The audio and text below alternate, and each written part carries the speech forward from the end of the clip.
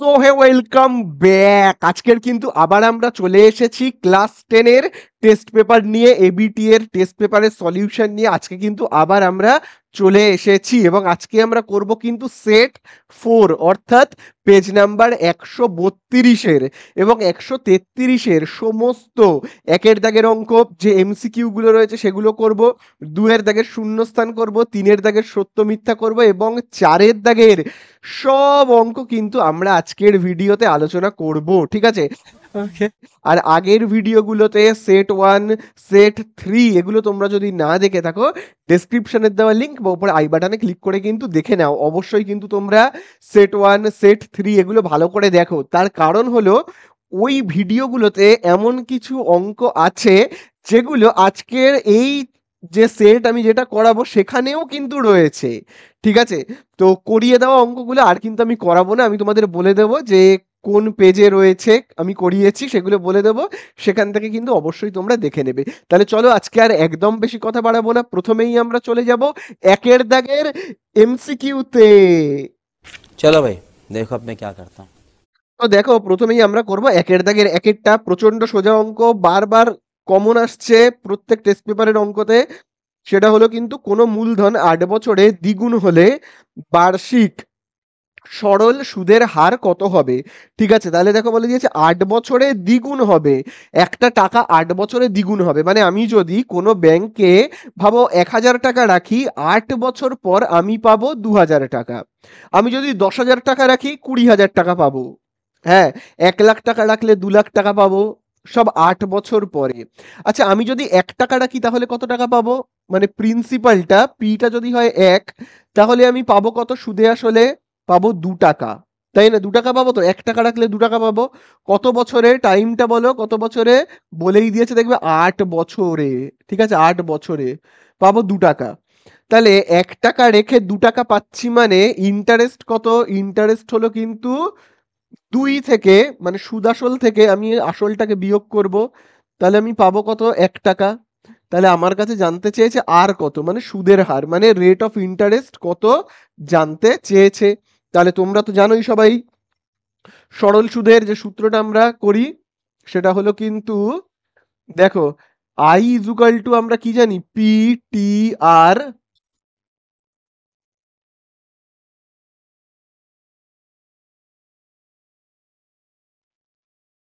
তারপরে দেখো পি এর জায়গায় কত লিখবো? প্রিন্সিপাল কত?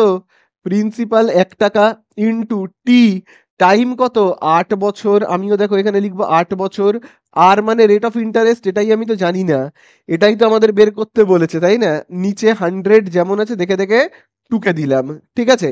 চলো এবার কাটাকুটি করব, 4 দিয়ে কাটি। হ্যাঁ, 4 দিয়ে বলো তো, 4 দিয়ে এই 100কে ভাগ করলে কত হবে? হবে 25, তাই তো? তারপরে 4 দিয়ে আমরা 8কে ভাগ করলে কত পাবো? 4 দিয়ে 8কে ভাগ করলে পাবো 2। আমি এইখানে লিখলাম 2টা, হ্যাঁ? তাহলে আর তো কাটাকুটি করা যায় না, তাহলে খুব ভালো করে দেখবে। দেখো দাগের, দেখো নিচে রয়েছে 25, দাগের নিচে রয়েছে মানে ভাগ, এই সাইডে গেলে গুণ হয়ে যাবে। একের সাথে যদি গুণ হয়ে যায় কত হবে? 25। আচ্ছা, আর ওপরে কত থাকছে? 2 আর। ঠিক আছে, থাকছে কত? 2 আর। আচ্ছা, 2টা গুণ রয়েছে আর এর সাথে, 2টা এদিকে আসলে কি হয়ে যাবে? ভাগ হয়ে যাবে। 25/2 হয়ে যাবে, তাই কি না বলো? তাহলে 25কে 2 দিয়ে ভাগ করলে কত হয় আমি একটু দেখি। 25কে 2 দিয়ে ভাগ করলে হবে 2 1 2, 5 90, 2 দুগুণে কত? 4, বিয়োগ করলে 1, দশমিক দিয়ে 0, 2 5 10। তাহলে কত পেলাম আমরা? পেলাম কিন্তু 12.5। তাহলে আর ইজুকাল টু আমরা কত পেলাম? পেলাম কিন্তু 12.5। হয়ে গেল আমাদের অঙ্ক শেষ। কত নম্বর অপশানে আছে একবার দেখে নাও এবং টিক মেরে নাও, ঠিক আছে? চলো, এই আমাদের হয়ে গেল। এবারে আমরা চলে যাব 2-এর দাগেরটায়, ঠিক আছে? তো দেখো এবারে কিন্তু আমরা করব কতটা বলো তো? করব কিন্তু একের দাগের 2-এরটা। একের দাগের 2-এরটা দ্বিঘাত করণীর অঙ্ক, কিন্তু দ্বিঘাত করণীর এমসিকিউ থেকে দিয়েছে। দেখো বলে দিয়েছে এ প্লাস বি ইজুকাল টু √15 এবং এ মাইনাস বি ইজুকাল টু √7 হলে এ বির মান কত? আমাদের কাছে কি জানতে চেয়েছে? জানতে চেয়েছে এ বির মান কত, এ বি তার মান কত। তো দেখো এবির মান বের করতে গেলে না আমাকে এবির সূত্র জানতে হবে। এবির একটা সূত্র আছে, কি বলতো সেই সূত্রটা? মুখস্থ রাখবে অবশ্যই খুব ভালো করে। সূত্রটা হলো এ প্লাস বি বাই টু। ঠিক আছে, এ প্লাস বি বাই টু। তারপরে পুরোটার আমরা কি করব? হোল স্কোয়ার করব। বোঝা গেল? তারপরে আমরা মাইনাস দেব, দিয়ে একইভাবে এ মাইনাস বি বাই টু করে তার মাথাতে আমরা হোল স্কোয়ার দেব। বোঝা গেল? এটা হলো কার সূত্র? এবির সূত্র। মুখস্থ করতে হবে, ঠিক আছে, মুখস্থ রাখবে এবির সূত্র। এবারে দেখো বইয়ের মধ্যে মান দেওয়া আছে, এই যে এবির মান দেওয়া রয়েছে, এ মাইনাস বি এর মান দেওয়া রয়েছে। তাহলে এটা কিন্তু সূত্র মুখস্থ রাখবে কিন্তু অবশ্যই, ঠিক আছে। চলো এবারে আমরা দেখি মানগুলোকে। দেখো কি বলে দিয়েছে, এ প্লাস বি এর মান দেখো √15। এ প্লাস বি এর জায়গাতে আমি কত লিখবো? লিখবো কিন্তু √15, ঠিক আছে। বাই নিচে যেমন দুইটা রয়েছে লিখবো, ব্র্যাকেট যেমন আছে দেব, এখানে যেমন হোল স্কোয়ার আছে দেব, ঠিক আছে। তারপরে দেখো এ মাইনাস বি এর জায়গায় কি লিখবো? √7। দেখো বলেই দিয়েছে, নিচে যেমন দুই আছে লিখবো, এখানে যেমন হোল স্কোয়ার আছে দেব, ঠিক আছে। তাহলে এই স্কোয়ারটা কোথায় কোথায় বসবে? √15 মাথায় বসবে। তাহলে √15 মাথায় স্কোয়ার বসলে কত হবে? শুধু 15, তাই তো। আর 2 এর মাথায় স্কোয়ার বসলে কত হবে? 4।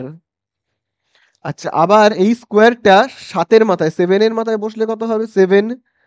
2 এর মাথায় বসলে কত হবে? 4। ঠিক আছে। চলো এবারে আমরা ভগ্নাংশের যোগ বিয়োগ যেমন করে সেরকম করব। তাহলে বলো লসাগু কত হবে? এই যে দেখো 4 আর 4-এর লসাগু কত? 4। তাহলে 4 দিয়ে 4-কে ভাগ করলে 1, 1-এর সাথে 15 গুণ করব, 15 একে 15। আবার দেখো 4 দিয়ে 4-কে ভাগ করলে 1, সেই 1-এর সাথে 7-কে গুণ করব, 7 একে 7। তাহলে আমরা কত পাবো? 15 থেকে 7 বিয়োগ করলে 8। নিচে দেখো কত রয়েছে? 4। কাটাকুটি করি, 4 একে 4, 4 2 8। তাহলে আমরা পেলাম কত? 2। তাহলে এই হয়ে গেল আমাদের অ্যান্সার, ঠিক আছে। 2টা হয়ে গেল কি আমাদের অ্যান্সার। চলো এবারে আমরা চলে যাব 3-এর দাগে। তো দেখো এইবারে আমরা করব 3-এর দাগেরটা। 3-এর দাগের অঙ্কে দেখবে বলে দিয়েছে এবিসি এর AC is equal to BC. তাহলে দেখো এ বি সি তার মানে একটা ত্রিভুজ। তিনটে শীর্ষবিন্দু মানেই কি? ত্রিভুজ। এবিসি মানেই হলো একটা ত্রিভুজ। তো আমি চলো একটা ত্রিভুজকে এঁকে ফেলি, ঠিক আছে। এবিসি বলেছে, তার নাম এ বি আর সি। তো দেখো এবার কি বলেছে? AC is equal to BC. আচ্ছা এসি, এই তো এসি ইজ ইকুয়াল টু কি? বিসি। এটা আমি লিখে রাখি, এসির মানও যা বিসির মানও কিন্তু তাই। তারপরে দেখো কি বলছে? বলছে এ বি স্কোয়ার, এটাকে আমি এখানে লিখছি, দেখো A B square is equal to 2 into কি বলছে? এসি স্কোয়ার, ঠিক আছে। বোঝা গেল? তাহলে চলো আমাদের যেটা বলে দিয়েছে সেটা হলো কিন্তু A B square is equal to কি? 2 ইন্টু এসি স্কোয়ার, তাই তো। তাহলে এখানে দেখো রয়েছে কিন্তু 2, 2 এসি স্কোয়ার মানে দুটো এসি স্কোয়ার। তাহলে সেটাকে আমি এইভাবে ভেঙে লিখতে পারি তো বলো? এ বি স্কোয়ার যেমন আছে আছে, 2 এসি স্কোয়ার রয়েছে মানে দুটো এসি স্কোয়ার, তাকে আমি এইভাবে লিখছি, এই একটা এসি স্কোয়ার যোগ এই আরেকটা এসি স্কোয়ার। তাহলে আমি কি করলাম? 2 এসি স্কোয়ারকে দুবার লিখলাম, দুটো এসি স্কোয়ার, ঠিক আছে। বোঝা গেল তো? এইবারে খুব ভালো করে দেখবে, দেখো এই জায়গাটা। দেখো এখানে বলেই দিয়েছে এসিও যা বিসিও তাই, মানে এসির মানও যা হবে বিসির মানও তাই হবে, মানে AC is equal to BC.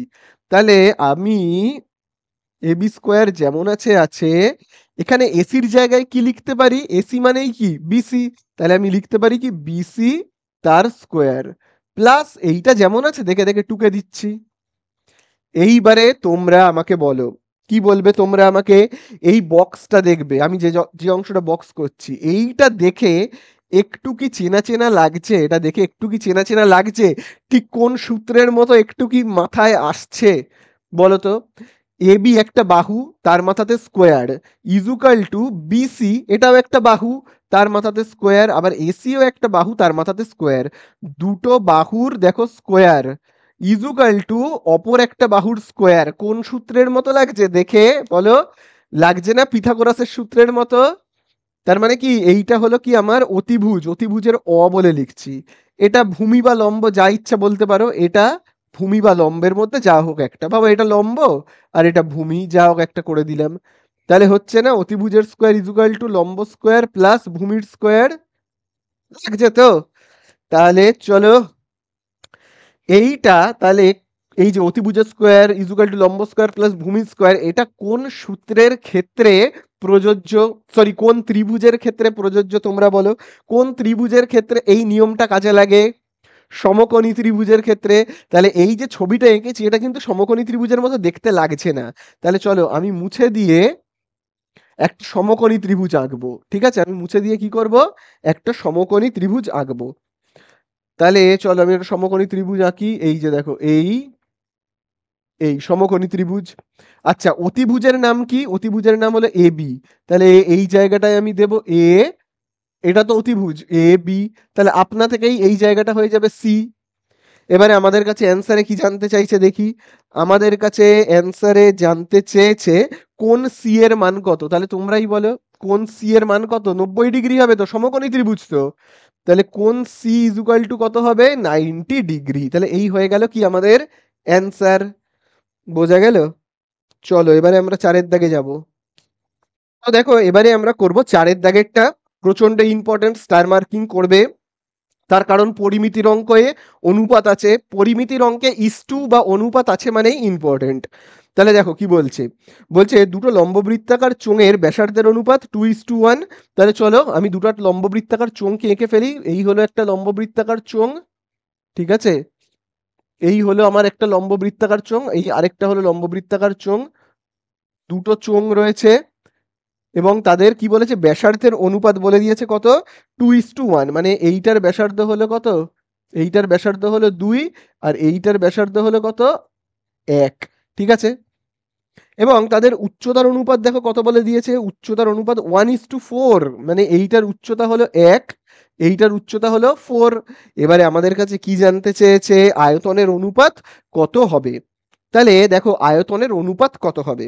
চলো এইটার আয়তনের আয়তনের সূত্র কি হবে? এই চোঙটার আয়তনের সূত্র হবে পাই আর স্কোয়ার এইচ। ঠিক আছে, আবার দেখো এইটার আয়তনের সূত্র কি হবে? ওই একই পাই আর স্কোয়ার এইচ। এবারে যেহেতু দেখো দুটো চোঙ রয়েছে, তাদের এইচ আর আর গুলোকে আমরা আলাদাভাবে চিহ্নিত করব।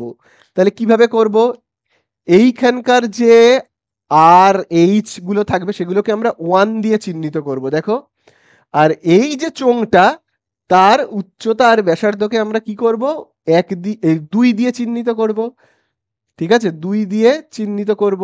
বোঝা গেল? অনুপাত জানতে চেয়েছে, অনুপাতের চিহ্ন দেব। এবারে তোমরা বলো দুদিক থেকে কি কি কেটে যাবে, বলো বলো। দেখো দুদিক থেকে কাটবে পাই আর পাই। তাহলে দেখো পড়ে থাকবে কি আর 1।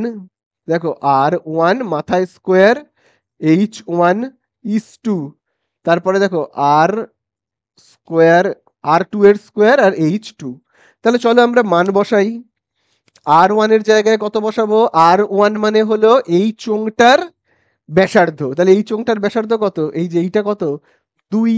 তাহলে আমি দেখো কি লিখবো, আর 1 এর নিচে লিখবো 2, মাথায় স্কোয়ার যেমন আছে আছে, এখানে তারপরে গুণ চিহ্ন। H1 এর জায়গায় কি লিখবো? উচ্চতা। এই চোঙটার উচ্চতা কত? 1। তাহলে চলো আমি লিখবো কত? 1:2। আর 2, আর 2 মানে কি? এই যে চোঙটা রয়েছে তার ব্যাসার্ধ। ঠিক আছে, এই চোঙটার ব্যাসার্ধ। তাহলে এই চোঙটার ব্যাসার্ধ কত? এই চোঙটার ব্যাসার্ধ দেখো 1 লেখাই আছে, দেখো 1।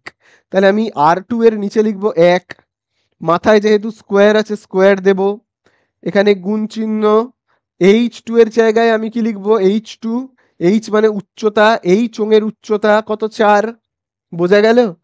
চলো এবারে তাহলে আমরা পাচ্ছি কত, দেখো 2 এর স্কোয়ার মানে 4 ইন্টু 1, 1 এর স্কোয়ার মানে কত? 1 ইন্টু কত লেখা রয়েছে? 4। তাহলে দেখো 4 1 4, 1 4 তাহলে 4 আর 4 কেটে গেল, মানে কত পাচ্ছি আমরা? 1:1। এই হয়ে গেল অ্যান্সার। ঠিক আছে, কত নম্বর অপশানে আছে একবার তোমরা দেখে নাও এবং সেখানে টিক মেরে দাও। দেখো এবারে আমরা করব কতর দাগেরটা, করব কিন্তু 5-এর দাগেরটা। তো দেখো 5-এর দাগে দেওয়া আছে যেটা, সেটা হলো sin 2 থিটা ইন্টু দেখবে দেওয়া রয়েছে সেক 70 ডিগ্রি ইজুকাল টু 1 হলে আমাদের কাছে জানতে চেয়েছে থিটার মান কত, তাই তো? আচ্ছা দেখো খুব ভালো করে দেখবে, দেখো সেক 70 গুণ রয়েছে, তাই তো? তাহলে সেক 70 এই সাইডে চলে আসলে কি হয়ে যাবে? ভাগ হয়ে যাবে। তাহলে সাইন সাইন 2 থিটা যেমন আছে থাক। তাহলে দেখো সেক 70 এই সাইডে চলে আসলে কি হবে? একের নিচে বসবে, ভাগ হয়ে যাবে, তাই তো? বোঝা গেল? এতদূর বোঝা গেল? এইবারে তোমরা এই সূত্রগুলো তো সবাই জানো। যেমন দেখো আমি তোমাদের বলেছিলাম সাইনের উল্টো কি হয়? কোসেক, তাই না? সাইনের উল্টো তোমাদের কি বলেছিলাম? কোসেক। তারপরে টেনের উল্টো কি হয়? কট। দেখবে এগুলো তোমাদের আমি বলেছিলাম। দেখো সাইনের উল্টো, সাইন তার উল্টো হলো কি? কোসেক। তাহলে আমরা তাকে কি লিখতে পারি? 1/কোসেক। ঠিক আছে, মনে পড়ছে? থিটাটা আর আমি লিখছি না, থিটার কথা আর আমি লিখছি না। ঠিক আছে, আচ্ছা তারপরে বলো, এটা গেল তো আমাদের 1 নাম্বার। তারপরে বলো 2 নম্বরে আমি তোমাদের কি বলেছিলাম? ট্যান। ট্যানের উল্টো কি হয়? কট। তাহলে আমি কি লিখতে পারি? ট্যান মানে হলো 1/কট, তাই না? তারপরে তোমরা বলো, দেখবে যেমন তোমার কজ, কজের উল্টো কি হয়? কজের উল্টো হয় সেক। তার মানে কজ মানে কি? 1/সেক। আবার সেক মানে তাহলে আমরা কি বলতে পারি? সেক মানে আমরা বলতে পারি কি? 1/কজ, তাই তো? বোঝা গেল? তাহলে আশা করি বুঝতে পারলে। আবার আমরা উল্টেও লিখতে পারি, কোসেকের উল্টো আমরা কি লিখতে পারি? সাইন। তো তাহলে কোসেক মানে আমরা কি লিখতে পারি? 1/সাইন, তাই না? কোসেক মানে আমরা কি লিখতে পারি? 1/সাইন। আবার এরকমও লিখতে পারি আমরা, কোসেক মানে হলো কি? 1/সাইন। এরকম উল্টেও লেখা যায় এটাকে। কট মানে আমরা কি লিখতে পারি? 1/টেন। তো এরকম ব্যাপার, এগুলো তো তোমরা সবাই জানো, তবু আমি মনে করিয়ে দিলাম। তাহলে বলো সেক মানে 1/সেক মানে তাহলে আমরা কি লিখতে পারি? 1/সেক মানে বলো, 1/সেক মানে আমরা কি লিখতে পারি? এই যে দেখো, সেকের উল্টো কজ, সেকের উল্টো কজ তো। তাহলে সেক মানে যদি 1/কজ হয়, তাহলে কজ মানে আমরা কি লিখতে পারি? কস থিটা মানে আমরা কি লিখতে পারি? 1/সেক থিটা লিখতে পারি তো? বোঝা গেল? তাহলে তোমরাই আমাকে বলো এবারে, 1/সেক থিটার জায়গায় আমি কি লিখবো? 1/সেক থিটা, এই যে দেখো 1/সেক মানে আমরা কি লিখতে পারি? লিখতে পারি কিন্তু দেখো কস থিটা। 1/সেক মানে আমি লিখতে পারি কি? Cos theta. তাহলে এইটা যেমন আছে থাক, সাইন 2 থিটা যেমন আছে থাক। 1/সেক মানে আমি কি লিখতে পারি? Cos theta. থিটা তো আর লিখবো না, এখানে থিটা আছে, এখানে থিটা আছে, এখানে 70 আছে বলে আমি 70 লিখবো। বোঝা গেল? তাহলে আমি কি পেলাম? পেলাম কিন্তু কস 70। ঠিক আছে, চলো এইবারে এতটা তোমরা যদি বুঝতে পেরে থাকো, এইবারে আমরা যে দেখবে আমি তোমাদের করিয়েছিলাম, এগুলোকে আমি আগে মুছে দিই, হ্যাঁ। কোষে দেখি 24 করিয়েছিলাম, মনে আছে? কোষে দেখি 24। সেই কোষে দেখি 24-এ দেখবে আমি কি কি লিখিয়েছিলাম তোমাদের, সেখানে আবার কয়েকটা সূত্র ছিল। সেই সূত্রতে দেখবে লেখা ছিল এই রকম ভাবে যে cos theta is equal to sine 90 degree minus theta. মনে পড়ছে? দেখবে এরকম একটা সূত্র কিন্তু ছিল, ছিল তো? তাহলে এই সূত্রটাকেই কিন্তু আমি এখানে প্রয়োগ করব। তাহলে cos থিটা মানে আমি কি লিখতে পারি? Sine 90 degree minus theta. এখানে যেমন দেখো লেখা রয়েছে, তাহলে দেখো সাইন, এটা যেমন আছে দেখে দেখে টুকলাম। তাহলে cos, এখানে শুধু থিটার জায়গায় রয়েছে 70, তাহলে আমিও ঠিক তাই করব। তাহলে cos 70 ডিগ্রি মানে আমি কি লিখতে পারি? মানে cos থিটা মানে আমি কি লিখতে পারি? সাইন, দেখো কি লেখা রয়েছে? সাইন 90 ডিগ্রি মাইনাস, এখানে দেখো থিটা লেখা রয়েছে, কারণ দেখো এইখানে থিটা আছে বলে, এই যে এই জায়গাটাতে এই থিটাটাই এখানে এসে বসেছে। তাহলে কজের পাশের যেটা থাকে থিটা সেটাই এখানে বসে। তাহলে এখানে দেখো কজের পাশে দেখো কত রয়েছে? 70। তাহলে আমি এখানে কত লিখবো? 70 ডিগ্রি। বোঝা গেল? আশা করি বোঝা গেল তো? চলো, এই লাইনটা যদি বুঝতে পেরে থাকো তাহলেই তো হয়ে গেল। দুদিক থেকে সাইন আর সাইনকে কাটবে, তাহলে থাকবে কত? 2 থিটা। আর এটা বিয়োগ করে দাও, তাহলে 90 থেকে 70 বিয়োগ করলে কত হবে? 20 ডিগ্রি। 2টা গুণ রয়েছে এই সাইডে পাঠিয়ে দাও। তাহলে 20/2, 20/2 করলে কত হবে? হবে কিন্তু 10 ডিগ্রি। তাহলে থিটার মান আমরা কত পেলাম? 10 ডিগ্রি। হয়ে গেল, শেষ। দেখো এবারে আমরা কিন্তু করব 6 এর দাগের অঙ্কটা, এবং 6 এর দাগের অঙ্কে দেখবে বলে দিয়েছে 6, 7, তারপরে দেখো লেখা রয়েছে x, তারপরে 8, তারপরে কমা দিয়ে y এবং কমা দিয়ে 9। বলে দিয়েছে সংখ্যাগুলোর গড় কত, বলেছে 8। তাহলে সংখ্যাগুলোর গড়, তাহলে দেখো আমি লিখছি গড় ইজ ইকুয়াল টু, এদের গড় কত বলে দিয়েছে 8, তাই তো? গড় 8। তাহলে গড় আমরা কি করে বের করি? সবাইকে যোগ করে, গড় মানে কি, যোগ করে ভাগ করতে হবে।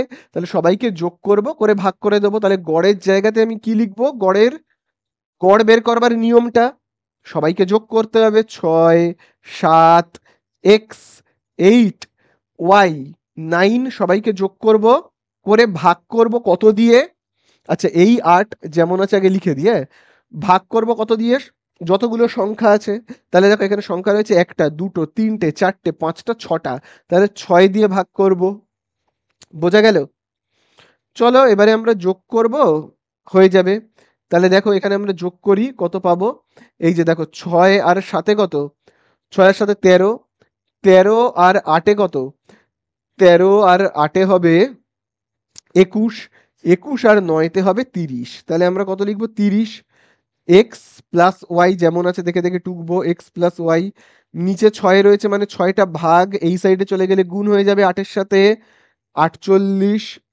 তাহলে দেখো 30টা কি রয়েছে প্লাস, ওই সাইডে গেলে কি হয়ে যাবে? মাইনাস, তাই তো? তাহলে হবে কত তোমার? 30টা মাইনাস হয়ে যাবে। তাহলে x plus y is equal to হবে কত? 18। অ্যান্সারে জানতে চাইছে এক্স প্লাস ওয়াই এর মান কত হবে। তো দেখে নাও, এক্স প্লাস ওয়াই এর মান হবে 18। তাহলে এই আমাদের হয়ে গেল এমসিকিউ। এবারে আমরা চলে যাব 2 এর দাগের গুলোতে, ঠিক আছে? তো দেখো এবারে কিন্তু আমরা করব 2 এর দাগের শূন্যস্থান। তাহলে দেখো 2 এর দাগের একে বলে দিয়েছে আসল বা মূলধন এবং কোনো নির্দিষ্ট সময়ের চক্রবৃদ্ধি সুদ, ঠিক আছে? তাহলে সেই সুদের সমষ্টিকে কি বলা হয়? তাহলে বলে দিয়েছে আসল, আসল মানে কি, প্রিন্সিপাল আর ইন্টারেস্ট। চক্রবৃদ্ধি সুদের এই ইন্টারেস্টটাকে যোগ করলে আমরা যেটা পাই তাকে আমরা কি বলি? বলি কিন্তু সমূল চক্র বৃদ্ধি, ঠিক আছে? তাহলে সমূল চক্র বৃদ্ধি বলে থাকি, ঠিক আছে? তাহলে আসল আর ইন্টারেস্ট মানে সুদ, চক্রবৃদ্ধি সুদ যোগ করে মানে সুদ আসল, যেটা সুদ আসলকে আমরা কি বলে থাকি? চক্রবৃদ্ধি সুদ আর আসলকে আমরা বলি সমূল চক্রবৃদ্ধি। শূন্যস্থানে তোমরা লিখবে সমূল চক্রবৃদ্ধি। বোঝা গেল? চলো, এই হয়ে গেল আমাদের একেরটা। এবারে আমরা চলে যাব 2 এর দাগে। 2 এর দাগে দেখবে বলে দিয়েছে কোনো গোলকের ব্যাসার্ধ আর এবং আয়তন ভি হলে ভি ভ্যারিসাস ড্যাশ হবে, ঠিক আছে? ভি ভি ভ্যারিসাস ড্যাশ হবে। আচ্ছা দেখো, বলে দিয়েছে ভিটা হলো কি, আয়তন। তাহলে ভি আয়তন মানে ভি ইজুকাল টু আমরা কি লিখতে পারি? আয়তনের সূত্রটা লিখবো। আয়তনের সূত্র আমরা কি জানি? 4/3 পাই আর কিউব, তাই তো? ভি মানে বলেই দিয়েছে আয়তন, আমি লিখলাম আয়তনের সূত্রটাকে এই সাইডে লিখে দিলাম, এই আয়তনের সূত্রটাকে এই দিকে লিখে দিলাম, তাও আবার গোলকের আয়তনের সূত্র। এইবারে খুব ভালো করে কিন্তু তোমরা দেখবে, দেখো এখানে রয়েছে 4/3, তারপরে দেখো রয়েছে পাই, 4/3, তারপর পাই মানে কি? পাই মানে 22/7। এগুলোর কিন্তু একটা নির্দিষ্ট মান আছে, মানে এটা কিন্তু চেঞ্জ হয় না। তাই জন্য মানে দেখো 4/3 মানে কি? 4/3। 4/3 মানে কি? 4/3। 22/7 মানে কি? 22/7। স্থির একটা মান, মানে 4/3 মানে তো আর কখনো হয়ে যেতে পারে না যে এর মানে হলো 5/6, এরকম তো হতে পারে না। 4/3 মানে 4/3, 22/7 মানে 22/7। তো এই জিনিসগুলোকে আমরা বলে থাকি ধ্রুবক। কি বলে থাকি? ধ্রুবক। যাদের মান চেঞ্জ হয় না, যাদের মান চেঞ্জ হয় না তাদের বলি ধ্রুবক। আর যাদের মান যে কোনো সময় চেঞ্জ হতে পারে তাদেরকে আমরা কি বলি? চলরাশি। যেমন আর, আর মানে ব্যাসার্ধ। এই আর এর মানটা 5ও হতে পারে, কখনো 6ও হতে পারে, 7ও হতে পারে, যা খুশি হতে পারে। আর এর মান কি হবে আমি জানি না, আর এর জায়গায় কিছু না কিছু মান বসিয়ে অঙ্ক করা যেতে পারে। কিন্তু 4/3 জায়গায় তুমি কিছু বসাতে পারবে যে না 4/3 মানে হলো এই মানটা, বা 22/7 মানে হলো 21/18, এরকম তো করা সম্ভব নয়, তাই না? 4/3 মানে 4/3, 22/7 মানে 22/7, এটা চেঞ্জ হয় না। তো যেটা চেঞ্জ হয় না তাকে বলে ধ্রুবক, আর যেটা চেঞ্জ হয়, যেটা যা খুশি মান বসানো যায়, তাকে আমরা কি বলি? বলি কিন্তু চল রাশি, তাই তো। এইবারে তোমরা আমাকে বলো, অ্যান্সারে জানতে চেয়েছে ভি ভ্যারিসাস, তাহলে যেই ভ্যারিসাস আমরা আনি তখন আমাদের কি করতে হয়? ভেদের অঙ্কে বলো, আমি শিখিয়েছি ভ্যারিসাস আনলে সমান চিহ্নটাকে তুলে দিতে হয়, এবং সাথে সাথে কে, যদি কোনো কে থাকে তুলে দিতে হয়। কে মানে কি? ধ্রুবক। তার মানে কে তুলে দিতে হয় মানে কি? ধ্রুবক তুলে দিতে হয়। যদি কোনো ধ্রুবক থাকে সেটাকে তুলে দিতে হয়। তাহলে এখানে ধ্রুবককে 4/3 আর 22/7 মানে পাই, সেইটাকে তুলে দেব, দিয়ে শুধুমাত্র চলরাশিটাকে রেখে দিতে হয়। বোঝা গেল? শুধুমাত্র চলরাশিকে রেখে দিতে হয়, ধ্রুবককে তুলে দিতে হয়। আমরা অঙ্কে ধ্রুবক মানে কে ধরতাম বলে কে তুলে দিতাম, এখানে ধ্রুবক মানে এইগুলো, তো এটাকে তুলে দেবো। তাহলে ভি ভ্যারিসাস কি হচ্ছে? আর কিউব, এটাই হলো আমাদের অ্যান্সার, ভি ভ্যারিসাস আর কিউব। আর কিউব শূন্যস্থানে তোমরা আর কিউব বসাবে, ঠিক আছে? চলো এবারে আমরা করব 3-এর দাগেরটা। দেখি 3-এর দাগে আমাদের কি বলছে। 3-এর দাগে দেখবে বলছে এবিসিডি বৃত্তস্থ সামান্তরিক হলে কোণ এ সমান সমান কত হবে? তো খুব ভালো করে দেখো, বলেছে বৃত্তস্থ সামান্তরিক মানে বৃত্তের ভেতরে একটা সামান্তরিক রয়েছে, বৃত্তের ভেতরে একটা সামান্তরিক রয়েছে। এবারে এইভাবে বৃত্তস্থ সামান্তরিক, ওর নাম বলে দিয়েছে এবিসিডি, এবিসিডি, তাই তো, বৃত্তস্থ সামান্তরিক। এইবারে একটা সূত্র কিন্তু মনে রাখতে হবে, একটা কথা, সেটা হলো বৃত্তস্থ, এই কথাটা খুব ভালো করে মনে রাখবে, বৃত্তস্থ সামান্তরিক, বৃত্তস্থ সামান্তরিক হলো আয়তক্ষেত্র, ঠিক আছে? এই কথাটা এত ভালো করে মনে রাখবে যে এই রিলেটেড আরেকটা অঙ্ক, ঠিক এইরকম আরেকটা অঙ্ক কিন্তু আমি তোমাদের একটু পরেই করাবো, তখন কিন্তু এই কথাটা ভুলে গেলে চলবে না, ঠিক আছে? বৃত্তের ভেতরে যে সামান্তরিকটা থাকে সে হলো আয়তক্ষেত্র, সে কি? আয়তক্ষেত্র। বোঝা গেল? বৃত্তের ভেতরে যে সামান্তরিক থাকে সে কি? আয়তক্ষেত্র। আর আয়তক্ষেত্রের সব কোণ সবাই হয় 90 ডিগ্রি, প্রত্যেকটা কোণ কত করে হয়? 90 ডিগ্রি, ঠিক আছে? আয়তক্ষেত্র, বর্গক্ষেত্র, এদের কি প্রত্যেকটা কোণ 90 ডিগ্রি হয়। এবারে আমাদের কাছে কি জানতে চেয়েছে? আমাদের কাছে দেখবে জানতে চেয়েছে কোণ এর মান কত, তো পেয়ে গেলাম তো কোণ এর মান কত, কোণ এ ইজুকাল টু, এই তো দেওয়াই রয়েছে 90 ডিগ্রি। তাহলে আমাদের যেটা মনে রাখবে, মনে রাখতে হবে বৃত্তস্থ সামান্তরিক হলো আয়তক্ষেত্র, বৃত্তের মধ্যে যে সামান্তরিক থাকবে সে হলো কি? একটা আয়তক্ষেত্র, ঠিক আছে? চলো এবারে আমরা চলে যাব 4-এরটায়। তো দেখো এবারে আমাদের এখানে কি বলে দিয়েছে 4-এর দাগে, একটি নিরেট লম্ব বৃত্তাকার শঙ্কুর, শঙ্কুর কি বলেছে? তল সংখ্যা কতগুলো হবে? তো বলে দিয়েছে নিরেট, নিরেট মানে কিন্তু ভেতরটা ফাঁকা নয়, ভেতরে কিছু রয়েছে। কর্নেটো আইসক্রিম দেখেছো তোমরা, কুলফি যেগুলো কর্নেটো আইসক্রিম, সেই কর্নেটো আইসক্রিমের মতো। তাহলে দেখো আমি একটা নিরেট শঙ্কুকে আঁকছি, ঠিক আছে? এই হলো একটা শঙ্কু। তাহলে শঙ্কুর এই যে তলটা, এই যে কর্নেটো আইসক্রিমের যে পাতাটা আমরা এরকম ভাবে তুলে দিই তারপর যেটা খাই, প্রথমে আমরা যে অংশটা তুলে দিই সেইটা হলো বৃত্তাকার, দেখো সেটা হলো বৃত্তাকার তল, একটা সমতল, তাই না? এটা একটা বৃত্তাকার সমতল, এই জায়গাটা আমি লিখে রাখছি, সমতল, এই একটা বৃত্তাকার সমতল। আর দেখবে যে জায়গাটা আমরা ধরে ধরে খাই, এরকম হাত দিয়ে ধরি, সেই অংশটা হলো বক্রতল মানে বেঁকাতল, মানে এই যে এই অংশটা, তাই না? এই একটা কি? বক্রতল, এটা হলো আমাদের বক্রতল। বক্রতল মানে কি? যেখানে দাগ কাটলে দাগটা বেঁকে যাবে, এখানে আমি যদি দাগ কাটি দাগটা এরম বেঁকে যাবে, সমতলে দাগ কাটলে দাগ সোজা হবে। তাহলে দুটো তল থাকে নিরেট শঙ্কুতে, একটা কর্নেটো আইসক্রিমের যে যে জায়গাটা আমরা প্রথমে ছিঁড়ে খাই ওই অংশটা, মানে এই অংশটা সমতল, আর এই অংশটা, এই যে এই অংশটা হলো কি? বক্রতল। তাহলে টোটাল কতগুলো তল পেলাম? একটা বক্রতল, একটা সমতল, টোটাল দুটি তল। ঠিক আছে, টোটাল দুটো তল, একটা বক্রতল আর একটা কি সমতল, বোঝা গেল? চলো, এই আমাদের হয়ে গেল কতর দাগ, হলো কিন্তু আহ, 4-এর দাগ। এবারে আমরা চলে আসব কতর দাগে, 5-এর দাগে। তো দেখো এবারে আমরা করব কতর দাগ, 5-এর দাগ। তো দেখো 2-এর দাগের 5-এ কি বলে দিয়েছে, দেখো লেখা রয়েছে সাইন থিটা ইজুকাল টু 1/2 হলে আমাদের কাছে জানতে চেয়েছে সাইন 3 থিটার মান কত। তাহলে খুব ভালো করে দেখো, সাইন থিটা যেমন আছে আছে, তারপরে দেখো রয়েছে 1/2। তোমরা আমাকে বলো 1/2 সাইন কত ডিগ্রির মান হয়, বলো বলো।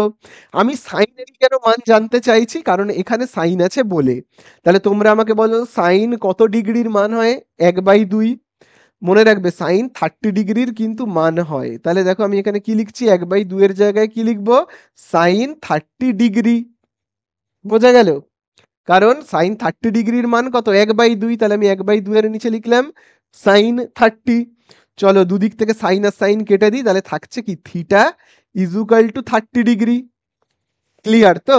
এবারে অ্যান্সারে আমাদের কাছে জানতে চেয়েছে সাইন 3 থিটার মান কত, আমাদের কাছে জানতে জানতে চেয়েছে সাইন 3 থিটা তার মান কত। তাহলে দেখো আমি লিখবো সাইন 3, এখানে কোনো চিহ্ন নেই মানে গুণ চিহ্ন, থিটার জায়গায় কত বসাবো, থিটা মানে 30 ডিগ্রি। তাহলে দেখো সাইন, দেখো 3 আর 30 গুণ করলে কত হবে, 90 ডিগ্রি।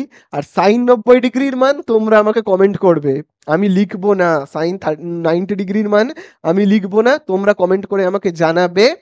ঠিক আছে? তোমরা কোথায় পাবে, তোমাদের অঙ্ক বইয়ের পেজ নাম্বার 299 পেয়ে যাবে। পেজ নাম্বার 299 তোমরা মানটাকে দেখবে, দেখে এখানে বসাবে। ঠিক আছে? এবং সেটাই হলো উত্তর হবে। ঠিক আছে? চলো এবারে আমরা চলে যাব 6-এর দাগে।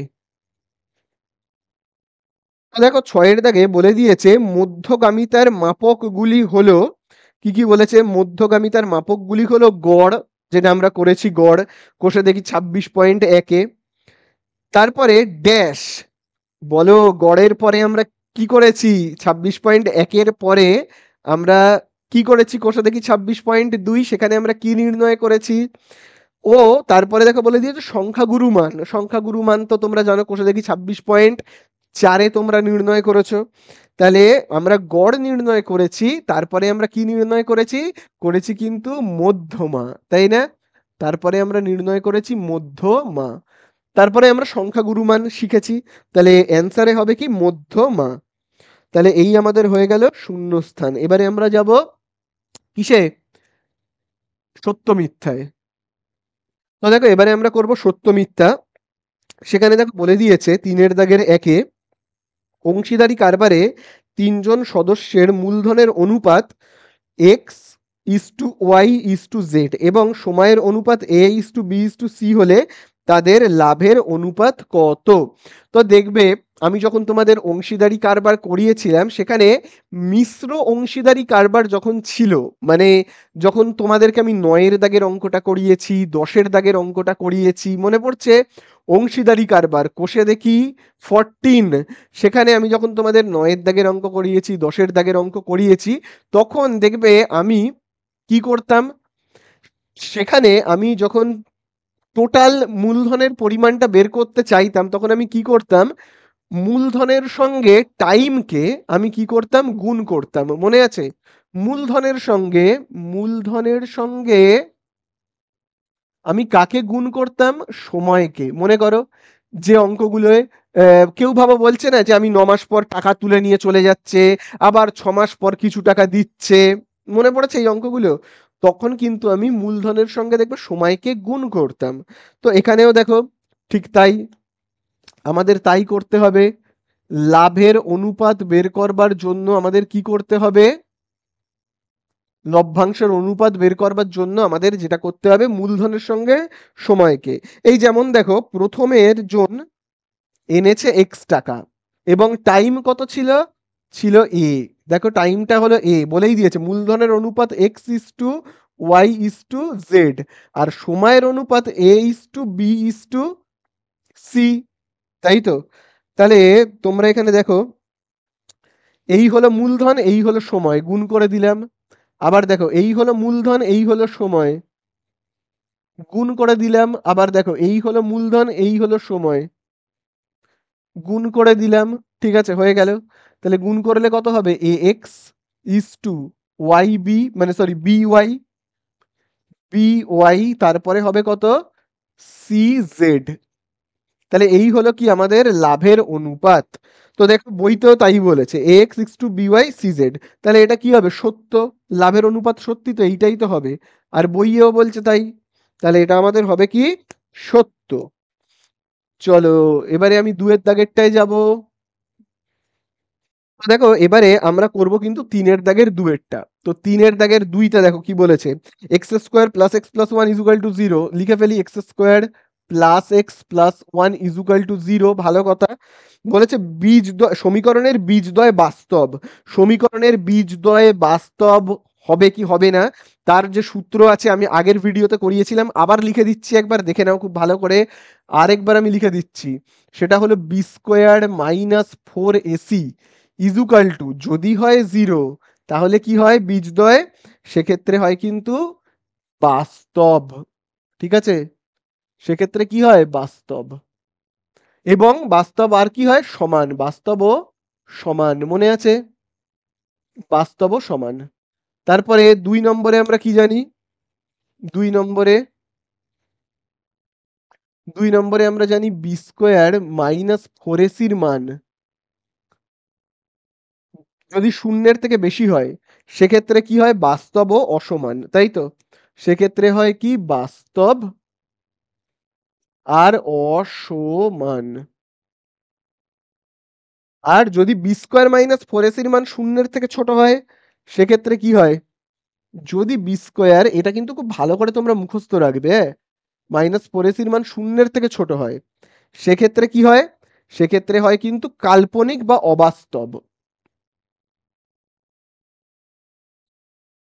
ঠিক আছে, আর এই সূত্রটা তোমরা দেখতে পেলে। তাহলে এই সূত্রগুলো আমি লিখে দিলাম। এবারে আমরা অঙ্কে আসি। এবারে আমরা দেখব যে এই যে সমীকরণ, এই সমীকরণ থেকে আমরা এবারে চেক করে দেখব যে বি স্কোয়ার মাইনাস ফোর এসির মান কত হচ্ছে। ঠিক আছে, বি স্কোয়ার মাইনাস ফোর এসির মান কত হচ্ছে। তাহলে আমি কিরকম ভাবে চেক করব? আমি আমাদেরকে তাহলে তো জানতে হবে যে এই যে বি, এ, সি, এগুলোর মানে মানে কি, এগুলোর মান কত। তাহলে দেখো আমি এর নিচে লিখছি, হ্যাঁ, a x square plus b x plus c equal to zero. তাহলে এ মানে কত? দেখো এ এর উপরে কিচ্ছু নেই মানে কি? এক। তার মানে এ মানে হলো এক। বি এর ওপরে কিচ্ছু নেই মানে কত? বি এর ওপরে কিচ্ছু নেই মানে এক। তার মানে বি মানে হলো কত? এক। বোঝা গেল? দেখো এখানে এক্স এর ওপরে কিন্তু এক্স রয়েছে, দেখতে পাচ্ছ? এক্স এর ওপরে এক্স। বি এর ওপরে কি? বি এর ওপরে তো কিচ্ছু নেই। বি এর ওপরে কিচ্ছু নেই মানে কত রয়েছে? এক রয়েছে। সি এর ওপরে কত রয়েছে? এক রয়েছে। সি এর ওপরে এক রয়েছে। এবারে আমরা এই সূত্রটা, এই যে b square minus four AC, দেখতে পাচ্ছ তো? B square minus four AC, এই সূত্রটা অ্যাপ্লাই করব, করে দেখব যে সত্যি বীজদ্বয়ের মান বাস্তব হচ্ছে কি হচ্ছে না। তাহলে চলো আমরা বি স্কোয়ার মাইনাস ফোর এসির মান কত হয় একবার দেখি। বি এর জায়গায় কত বসাবো? এক বসাবো। এখানে যেমন স্কোয়ার আছে দেব। ফোর ইন্টু এর জায়গায় কত বসাবো? এর মানও এক। ইন্টু সি এর জায়গায় কত বসাবো? সি এর মানও এক। তাহলে একের স্কোয়ার এক, চার এককে চার, তাহলে এক থেকে চার বিয়োগ করলে তিন হচ্ছে। তাহলে বি স্কোয়ার মাইনাস ফোর এসির মান কত হচ্ছে? মাইনাস তিন, মানে কি? শূন্যের থেকে ছোট। বি স্কোয়ার মাইনাস ফোর এসির মান মাইনাস তিন হচ্ছে, মানে শূন্যের থেকে ছোট। শূন্যের থেকে যদি ছোট হয়, বি স্কোয়ার মাইনাস ফোর এসির মান যদি শূন্যের থেকে ছোট হয়, তাহলে আমরা কি বলতে পারি? অবাস্তব। আর বইয়ের মধ্যে বলছে নাকি বাস্তব, হচ্ছে তো অবাস্তব, তাই না? বি স্কোয়ার মাইনাস ফোর এসির মান শূন্যের থেকে ছোট হচ্ছে মানে অবাস্তব। তো বইয়ে বলছে বাস্তব, তার মানে বইয়ে মিথ্যে কথা বলছে। তাহলে আমরা কি লিখবো? মিথ্যা লিখবো। বোঝা গেল? তো খুব ভালো করে তোমাদেরকে এই তিনটে সূত্র, এই জায়গাটা কিন্তু মনে রাখতে হবে। হয়ে গেল আমাদের। নেক্সট অঙ্কে যাই। তো দেখো এবারে আমরা কিন্তু করব কতটা? এটা হয়ে গেল আমাদের দুয়েরটা। এবারে আমরা তিনেরটায় যাব। আবার বলেছে সেই বৃত্তস্থ সামন্তরিকের কর্ণদ্বয় সমান। সেই বলেছিলাম বৃত্তস্থ সামন্তরিকের কথাটা একটু মাথায় রাখবে তোমরা। তো বৃত্তস্থ সামন্তরিক, বৃত্তের ভেতরে রয়েছে যে সামন্তরিক তাকে আমরা বলি বৃত্তস্থ সামন্তরিক। তাহলে আমি তোমাদের কি বলেছি, বৃত্তস্থ সামন্তরিক মানেই কি, সে হলো একটা আয়তক্ষেত্র। ঠিক আছে, সে হলো কি আয়তক্ষেত্র। এবারে মনে রাখবে আয়তক্ষেত্রের কর্ণের দৈর্ঘ্য সমান হয়। ভাবো আমি একটা আয়তক্ষেত্র আঁকলাম, আয়তক্ষেত্রের না কর্ণের দৈর্ঘ্য সমান হয়, মানে এই কর্ণের যা মাপ হবে এই কর্ণের ওই সেম একই মাপ হবে। কিন্তু সামন্তরিকের না কর্ণের দৈর্ঘ্য সমান হয় না। সামন্তরিক দেখতে এরকম হয়, এই কর্ণের যে মাপ হবে এই কর্ণের মাপ কিন্তু সেম হবে না। সামন্তরিকের কর্ণের দৈর্ঘ্যের মাপগুলো কিন্তু আলাদা আলাদা হয়, আয়তক্ষেত্রের কর্ণের দৈর্ঘ্য কিন্তু সমান হয়। তাহলে বলো, বৃত্তের ভেতরে যে সামন্তরিক রয়েছে সেটা হলো আয়তক্ষেত্র, তার মানে ওদের কর্ণের মাপ কি সমান, ওদের কর্ণের দৈর্ঘ্য কি সমান। আর বইয়ের মধ্যে কি বলছে, প্রশ্নের মধ্যে বলছে বৃত্তস্থ সামন্তরিকের কর্ণের দৈর্ঘ্য সমান। তাহলে সত্য হবে। অনেকে কি করে, সামন্তরিকের কর্ণের দৈর্ঘ্য শুনেই মিথ্যা করে দেয়, সামন্তরিকের কর্ণের দৈর্ঘ্য তো সমান হয় না এটা শুনেই মিথ্যা করে দেয়। কিন্তু একটু মাথা খাটাবে, সামন্তরিকটা বৃত্তের ভেতরে রয়েছে মানে ওটা একটা আয়তক্ষেত্র হয়ে গেছে, সেই জন্য ওর কর্ণের দৈর্ঘ্যটা সমান হচ্ছে। ঠিক আছে, তো 3 হয়ে গেল। এবারে আমরা চলে যাব কি 4-এর দাগে। 4-এর দাগে দেখো কি বলছে, 4-এর দাগে বলছে সূর্যের উন্নতিকোণ বাড়লে স্তম্ভের ছায়ার দৈর্ঘ্য বাড়বে। প্রচন্ড ইম্পর্টেন্ট, কোষে দেখি 25-এর এমসিকিউ থেকে পুরো তুলে দিয়েছে একদম। বলে দিয়েছে কি আবারও পড়েই, উন্নতিকোণ বাড়লে ছায়ার দৈর্ঘ্য কিন্তু বাড়বে। তো দেখো ভাবো এখানে একটা সূর্য রয়েছে আর এখানে না একটা স্তম্ভ রয়েছে। সূর্যের আলোটা রশ্মিটা গিয়ে স্তম্ভের ওপর পড়ছে, স্তম্ভটার আমি একটা নাম দিয়ে এ আর বি, এ বি। এবারে ওর ছায়াটা এখানে পড়ছে, ছায়ার নাম দেখো সিডি, এই এখানে দিলাম বিসি। এই হলো ছায়ার দৈর্ঘ্য। এবারে এই বিন্দু থেকে উন্নতিকোণ ভাবো 60 ডিগ্রি, আর এই যে ছায়াটা বিসি তার দৈর্ঘ্য আমি ধরে নিচ্ছি 10 সেমি, ভাবো ধরে নিচ্ছি, বা 10 মিটার, যা ইচ্ছে আমি এটা ধরে নিলাম। এইবারে যদি এই কোণটা, এই কোণটা, আচ্ছা এখানে কত ডিগ্রি কোণ, এটা তো সমকোণী ত্রিভুজ, এটা হলো 90 ডিগ্রি। আচ্ছা ভাবো এই কোণটা 60 ডিগ্রি থেকে যদি কমে যায়, ভাবো 60 ডিগ্রি থেকে কমে গিয়ে হয়ে গেল 45 ডিগ্রি, ভাবো হয়ে গেল। তাহলে 45 কোথায় হবে, 60 যদি 60 হলে এইখানে, এখানে 60, এই দিকে 90, তার মানে কি 60-র এই দিকে কি 70, 80, তারপরে 90, তাহলে এই দিকে কি 50, 40 এই দিকে হবে। তাহলে এই জায়গাটা হলো ভাবো 45 ডিগ্রি। ভাবো 45 ডিগ্রি যেতে গেলে তার মানে আমায় কোন দিকে যেতে হবে, এই দিকে যেতে হবে। ঠিক আছে, এটা যদি 60 হয় তাহলে 90 এদিকে, বড় সংখ্যাগুলো এদিকে, দেখো 90 এই সাইডে। তাহলে বড়র দিকে আসতে গেলে এই দিকে আসতে হবে 60, তাহলে এই দিকে কত হবে 70, 80, তারপর কি 90, তাহলে 60-র এদিকে কত হবে 50, 40, 30, তাই না? এই দিকে হবে ছোট নাম্বারগুলো। তাহলে আমি যদি 45 ডিগ্রিতে আসতে চাই তাহলে আমাকে কি করতে হবে, 45 ডিগ্রিতে আসতে গেলে আমাকে আরো এই দিকে আসতে হবে, তাই তো? তখন আমাকে 45 ডিগ্রি মানে এই রকম, এই হলো 45 ডিগ্রি। তাহলে দেখো ছায়াটা ছিল এইটুকুনি, যেই আমি 60 থেকে কোণটা 45 ডিগ্রি করে দিলাম, ছায়াটা দেখো আগে ছিল ছায়াটা বি থেকে সি পর্যন্ত, এখন হয়ে গেল ভাবো পুরো বি থেকে ডি পর্যন্ত, কতটা বেড়ে গেল না ছায়াটা। আগে ছিল এইখান থেকে এইটুকুনি, এখন আবার এতটা বেড়ে গেল। তাহলে দেখো উন্নতি কোণ যেই কমে গেল, কোণের মানটা যেই কমে গেল, ছায়াটা কি হলো বেড়ে গেল। বোঝা গেল? আবার উল্টো দিক থেকে দেখো, ভাবো আমি এবারে লিখতে চাই যে দেখো 45, 60 লিখেছি তো, এবার আমি ভাবো 70 লিখতে চাই, 70। তাহলে 70 মানে আমি আবার কোন দিকে আসবো, 45, 60, 60-রও এই দিকে হবে 70, তাই তো? তাহলে 70 কোথায় হবে, এই রকম জায়গাতে হবে 70, এই কোণটা হবে 70। তাহলে এবারে দেখো ছায়াটা কত কমে গেল, দেখো ছিল 45, চলে এলো এবার 70-এ। দেখো ছায়াটা কত কমে গেল, ছায়ার দৈর্ঘ্যটা। তাহলে উন্নতি কোণটা যেই বৃদ্ধি পেয়ে গেল, ছায়ার দৈর্ঘ্য কমে গেল। এ ভাবো হয়ে গেল 3 সেমি, ভাবো। তাহলে যখনই উন্নতি কোণ বৃদ্ধি পায় ছায়ার দৈর্ঘ্য কমে, আর উন্নতি কোণ কমে গেলে ছায়াটা বেড়ে যায়। ঠিক আছে, আর বইয়ের মধ্যে কি বলছে? বইয়ের মধ্যে উল্টো কথা বলছে। বইয়ের মধ্যে বলছে যে সূর্যের উন্নতি কোণ বৃদ্ধি পেলে নাকি ছায়ার দৈর্ঘ্য বাড়বে না। উন্নতি কোণ বৃদ্ধি পেলে দেখো ছায়ার দৈর্ঘ্য কমে গেল, 60 থেকে যেই 70-তে এলো, ছায়াটা কমে গিয়ে এইটুকুনি হয়ে গেল। তাই তো? তাই তো? তাহলে এটা হবে কি মিথ্যা, যে উন্নতি কোণ বাড়লে ছায়ার দৈর্ঘ্য কমে। কি হবে তাহলে? মিথ্যা হবে। তাহলে এইখানটায় আমরা 4-এর দাগে কি লিখবো? মিথ্যা। চলে যাব আমরা এবারে 5-এর দাগে। আচ্ছা, চলো এবারে আমরা চলে যাব 5-এর দাগে। বলে দিয়েছে একটা গোলকের ব্যাসার্ধের দৈর্ঘ্য দ্বিগুণ হলে আয়তন 4 গুণ হবে। এটা তো তোমাদের জানাই। ভাবে একটা গোলক রয়েছে, ব্যাসার্ধ আর যদি হয় তাহলে আয়তন কত হবে? 4/3 পাই আর কিউব। এবারে বলেছে ব্যাসার্ধটা দ্বিগুণ হবে। দ্বিগুণ হবে মানে আর কে আমরা করে দেবো কি 2r। তাহলে এবারে আয়তন কত হবে? 4/3 পাই আর কিউব মানে কি? ব্যাসার্ধের কিউব। ব্যাসার্ধটা যা থাকে তার কিউব আমরা এখানে করে দিই। তাহলে এখানে এবারে ব্যাসার্ধ কত? 2r, তার কি করব?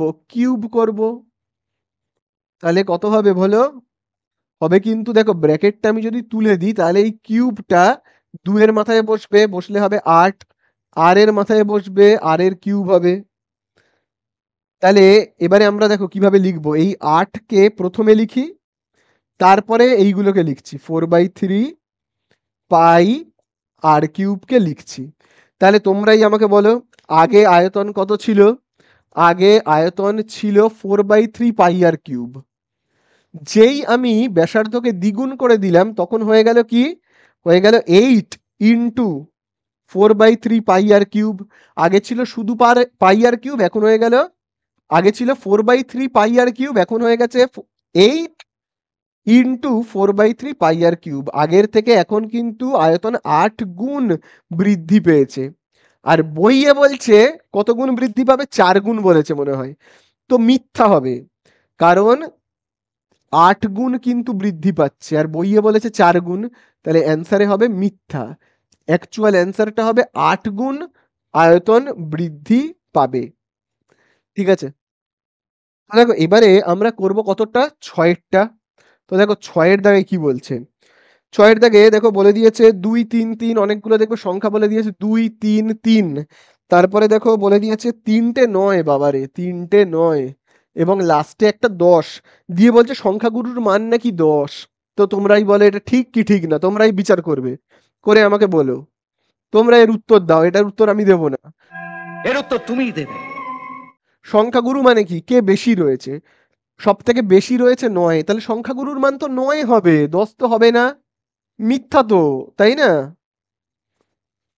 তাহলে এই আমাদের হয়ে গেল। দেখো এবারে কিন্তু আমরা করব 4-এর দাগের 1-এর অঙ্কটা। তো দেখো 4-এর দাগের 1-এ আমাদের কি বলে দিয়েছে? বলে দিয়েছে বার্ষিক 10% সরল সুদের হারে কত টাকার মাসিক সুদ 1 টাকা হবে। এই অঙ্ক কিন্তু ঠিক আমি আগের ভিডিওতে, অর্থাৎ যখন আমি তোমাদের সেট 3 করিয়েছিলাম সেখানেই কিন্তু আলোচনা করেছিলাম। সেখানেও কিন্তু 4-এর দাগের 1-এ এই অঙ্কই ছিল। তো দেখো বলে দিয়েছে প্রিন্সিপালটা তাহলে আমি কত লিখবো? সরল সুদের কথা বলেছে। সরল সুদ মানে আমরা কি জানি সূত্রটা? I is equal to PTR by 100। তাহলে আইতে কত লিখবো? দেখো বলেই দিয়েছে মাসিক সুদ হলো 1 টাকা। তাহলে আই মানে ইন্টারেস্ট, সেখানে আমি লিখবো 1 টাকা। ইন্টারেস্ট বলেই দিয়েছে 1 টাকা। আচ্ছা, বলেই দিয়েছে যে কত টাকার, মানে প্রিন্সিপালটা কত জানতে চেয়েছে। এবারে টাইমটা দেখো বলে দিয়েছে মাসিক, মানে কি 1 মাস, মানে কি বলে দিয়েছে 1 মাস, তাই তো? আর আমি বলেছি সরল সুদের অঙ্কে যে টাইম তাকে সর্বদা বছরে রাখতে হবে, সর্বদা বছরে। তাহলে আমরা 1-কে কি করব? 12 দিয়ে ভাগ করব, করলেই পেয়ে যাব কি? বছর। যেহেতু মাসিক বলেছে 1 মাস, তো ওটাকে আমি বছরে নিয়ে গেলাম। আর কত বলেছে? আর দেখো আর কিন্তু বলেছে 10%। তো চলো আমরা মান বসাই, তাহলেই আমাদের হয়ে যাবে। দেখো আমি তাহলে আই এর জায়গায় কত বসাবো, আই এর জায়গাতে 1, তারপরে পি এর জায়গায়, পি এর মানটাই যে আমরা জানি না, এটাই যা জীবনে দুঃখ। টি এর জায়গায় কত বসাবো, টি এর জায়গায় বসাবো 1/12, টি এর জায়গায় 1/12, আর এর জায়গায় কত বসাবো 10, এবং এখানে 100 আছে বলে আমরা কত বসাবো 100। তাহলে দেখো 100টা দাগের নিচে রয়েছে মানে ভাগ, এই সাইডে গেলে গুণ হয়ে যাবে একের সাথে, তাহলে একের সাথে 100 গুণ হলে হবে কত 100। তাহলে এখানে দেখো থাকছে কত, এই যে এই অংশটায় দেখো থাকছে থাকছে পি ইন্টু 1/12 ইন্টু 10। এবারে দেখো আমরা তো পি এর মান বের করবো তাই না, তাহলে দেখো 1/12 সমান চিহ্নের এই সাইডে চলে আসলে কি হবে 12/1, 12/1 হবে তাই না, 12/1। আচ্ছা 10-এর নিচে কিছু নেই মানে কি 1, এই সাইডে এলে হবে 1/10। এইখানে দেখো থাকছে কত পি, বোঝা গেল। তাহলে লাস্ট কাটাকুটি করবো, শেষ হয়ে যাবে, দেখো নিচে একটা শূন্য পরে একটা শূন্য, তাহলে 10 আর 12কে আমরা গুণ করলে কত পাবো 120 ইজুকাল টু পি। তার মানে আসল টাকাটা কত, এই যে আসল টাকাটা হলো পি ইজুকাল টু 120, তার মানে এই পি এর জায়গায় কত হবে, হবে কিন্তু 120। এই তো হয়ে গেল অ্যান্সার, ঠিক আছে। তো দেখো এবারে আমরা করব কতটা, 4-এর দাগের 2-এরটা। তো দেখো 4-এর দাগের 2-এরটা করাবো তো বললাম, কিন্তু করাবো না, তার কারণ এই অঙ্কটা কিন্তু আমি তোমাদের সেট 1-এ করিয়েছিলাম। দেখো 4-এর দাগের 2 তো বলেছে না, এই যে 400 টাকার 2 বছরের সমূল চক্রবৃদ্ধি 441 টাকা হলে বার্ষিক কি বলেছে শতকরা চক্রবৃদ্ধি সুদের হার কত। এই অঙ্কটা সেট 1-এ অর্থাৎ পেজ নাম্বার 19, এবিটি এর পেজ নাম্বার পেজ 19-এ 4-এর দাগের 1-এ এই অঙ্কটা আমি করিয়েছিলাম, সেই জন্য আমি আর করাচ্ছি না। তোমরা অবশ্যই কিন্তু পেজ নাম্বার 19 থেকে দেখে নাও, পেজ নাম্বার 18, 19 পেজ থেকে কিন্তু 2-এর দাগেরটা দেখে নাও, ঠিক আছে। চলো তাহলে আমি 2-এরটা না করিয়ে এবারে আমি চলে যাব কতর দাগে, 3-এর দাগে। তো দেখো 3-এর দাগের অঙ্কটায় কি বলেছে, 3-এর দাগের অঙ্কতে লেখা আছে 2x প্লাস, তারপরে দেখো কি লেখা রয়েছে 1/x ইজুকাল টু 2 হলে অ্যান্সারে জানতে চেয়েছে x/2x square plus x plus 1-এর মান কত, এইটার মান আমাদের কাছে জানতে চেয়েছে। তাহলে চলো অঙ্কটা আমরা স্টার্ট করি। স্বাভাবিক প্রথমে ভগ্নাংশের যোগ বিয়োগ করবো, হ্যাঁ এর নিচে কিছু নেই মানে কি 1। তাহলে চলো লসাগু করি, 1 আর x এর লসাগু কত x, কোনাকুনি গুণ করি, হ্যাঁ x এর সাথে 2x কে গুণ করলে কত হবে 2x এর স্কোয়ার, ঠিক আছে। আচ্ছা প্লাস এবার 1-এর সাথে 1-এর গুণ করব, করলে কত হবে 1 1 1, এখানে যেরকম 2 আছে আছে। আচ্ছা এবারে দেখো দাগের নিচে রয়েছে x, মানে x ভাগ এই সাইডে গেলে গুণ হয়ে যাবে 2x এর স্কোয়ার, এইটা যেমন আছে দেখে দেখে 2 কি 2x স্কোয়ার প্লাস x, এক এক্সটা ভাগ রয়েছে এইদিকে গেলে কি হবে গুণ হয়ে যাবে, বোঝা গেল। এতদূর আশা করি তোমরা বুঝতে পারলে। এইবারে খুব ভালো করে দেখো, এইখানে দেখো রয়েছে 2x square plus x plus 1, এই জায়গাটাকে এই জায়গাটাকে না আমি ঠিক এই রকম বানাবো, ঠিক আছে। কি বললাম, এখানেও যেমন দেখো রয়েছে না 2x স্কোয়ার, এখানেও দেখো রয়েছে কিন্তু 2x স্কোয়ার, এখানেও দেখো রয়েছে 1, এখানেও দেখো রয়েছে 1, শুধুমাত্র এইখানে x রয়েছে প্লাস x, যেটা এইখানে নেই, এখানটায় মিসিং নেই। আমি কি করব, এইটাকে না পুরো সেম এই রকম দেখতে বানাবো, পুরো এরকম দেখতে বানাবো। তাহলে এখানে x আছে একটা প্লাস, এখানে শুধু এক্সটা নেই, তাহলে আমি আনবো, ঠিক আছে। তাহলে দেখো এখানে দেখো 2x স্কোয়ার যেমন আছে আছে, এখানে যেমন 1 আছে লিখছি। এবারে খুব ভালো করে দেখো, এইখানে যেহেতু x আছে আমিও মাঝখানে একটা x লিখলাম। এবারে দেখো কোনো জিনিস আমি যদি সমান চিহ্নের এই দিকে লিখি তাহলে আমাকে এই দিকেও কিন্তু লিখতে হয়, উভয় পক্ষে লিখতে হয়। তাহলে 2x যেমন আছে আছে, এইখানেও আমি একটা x লিখলাম, ঠিক আছে। তার মানে আমি ব্যাপারটা কি করলাম, উভয় পক্ষে x যোগ করলাম, এইখানেও দেখো x যোগ করলাম, এদিকেও x যোগ করলাম। কেন করলাম কারণটা বুঝতে পারলে, কারণ দেখো আমি এইটাকে পুরো না এই রকম দেখতে বানাতে চাই, এই রকম দেখতে বানাতে চাই। ঠিক আছে, তাহলে আমরা দেখো কত পাচ্ছি এখানে, পাচ্ছি দেখো 2x² plus x plus 1 is equal to, তাহলে 2x যোগ x করলে কত হবে 3x। এবারে আমরা এই দিকে চলে আসি, অঙ্কের এই সাইডে চলে আসি, যেটার মান আমার কাছে জানতে চেয়েছে। আমার কাছে জানতে চেয়েছে x by 2x² plus x plus 1 এর মান কত। তাহলে দেখো আমি কিরকম ভাবে করব, ওপরে যেমন এক্স লেখা আছে লিখবো, এইটার মান আমি কত পেলাম, এইটার মান এই যে দেখো 2x² প্লাস এক্স প্লাস 1 এর মান আমি কত পেয়েছি 3x, এখানে লিখবো 3x। বোঝা গেল, কাটাকুটি করব, শেষ, খেলা শেষ। এক্স আর এক্স কেটে দিলাম, তাহলে নিচে পড়ে থাকছে 3, এই যে দেখো 3, ওপরে কিচ্ছু নেই মানে কি 1, শেষ অঙ্ক। বোঝা গেল, হয়ে গেল আমাদের 4 দাগের 3-এরটা। তো দেখো এবারে আমরা করব কিন্তু 4 দাগের 4-এরটা।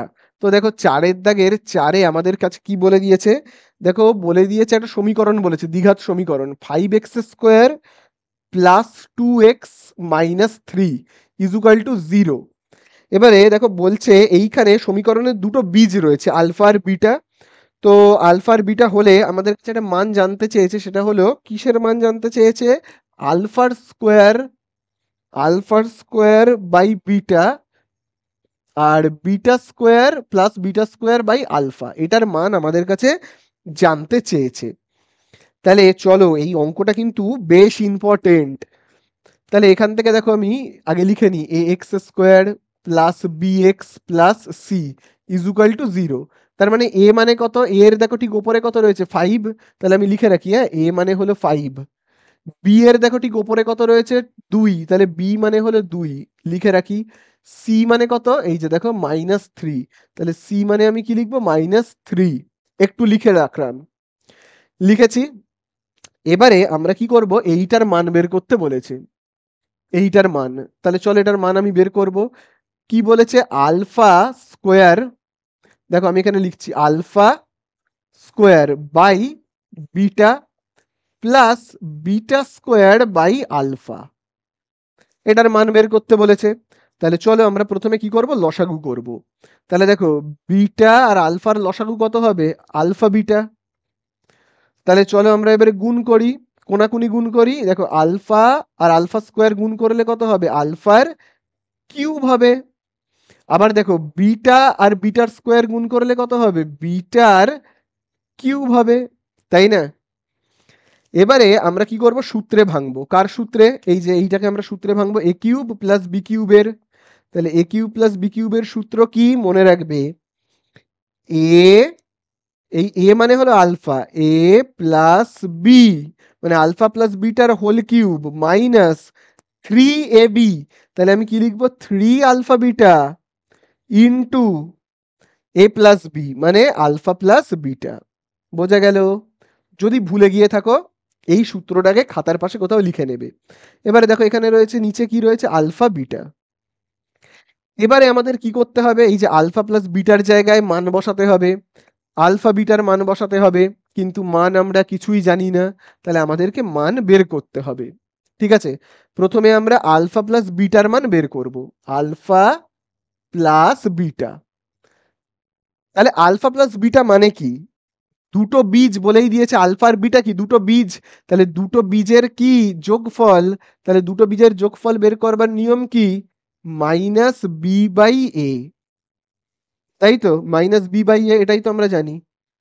তাহলে মাইনাস যেমন আছে আছে, বি এর জায়গায় কি লিখবো, বি এর মান হলো দেখো 2, বি এর মান 2 লিখবো, এ এর জায়গায় কত লিখবো 5।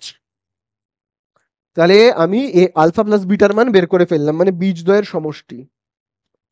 এবারে আমি বের করব, এখানে দেখো রয়েছে কি শুধু আলফা বিটা, শুধু আলফা বিটা মানে কি, বীজদ্বয়, এই তো দুটো বীজ তাদের গুণফল, তাহলে বীজদ্বয়ের গুণফল বের করবার নিয়ম কি, সি বাই এ।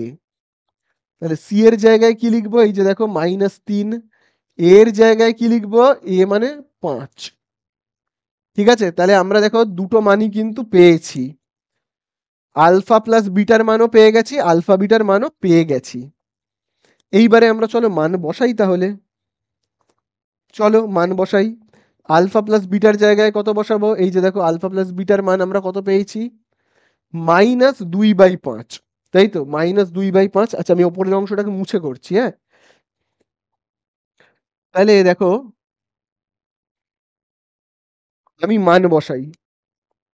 তাহলে দেখো এখানে আলফা প্লাস বিটার জায়গায় আমি কত লিখবো? লিখবো কিন্তু -2/5। তাহলে দেখো আমি লিখবো -2/5। আচ্ছা যেহেতু দেখো এখানে হোল কিউব রয়েছে দেখতে পাচ্ছ তো, আমিও দেব হোল কিউব। তারপরে দেখো রয়েছে -3 আলফা বিটা। আলফা বিটার জায়গায় কত বসাবো? এই যে দেখো আলফা বিটার মান আমি পেয়েছি কত? -3/5। তাহলে এখানে তো গুণ চিহ্ন, গুণ চিহ্ন দিয়ে লিখবো -3/5। মাইনাস হলেই তাকে ব্র্যাকেটে রাখতে হবে। তারপরে আবার গুণ চিহ্ন দিয়ে লিখবো কি? আলফা প্লাস বিটার মান। আলফা প্লাস বিটার মান দেখো কত রয়েছে, আবার গুণ চিহ্ন দিয়ে লিখবো -2/5। বোঝা গেল? আচ্ছা নিচে দেখো রয়েছে আলফা বিটা, তাহলে আমিও দাগ কাটবো, কেটে নিচে লিখবো আলফা বিটা। আলফা বিটার জায়গায় কত বসাবো? আলফা বিটার মান হলো, এই যে আলফা বিটার মান হলো -3/5। তাহলে এই তো আমাদের হয়ে গেল। এবারে জাস্ট যোগ বিয়োগ করলেই আমাদের অঙ্ক শেষ। তাহলে চলো আমরা বসাই মানগুলোকে।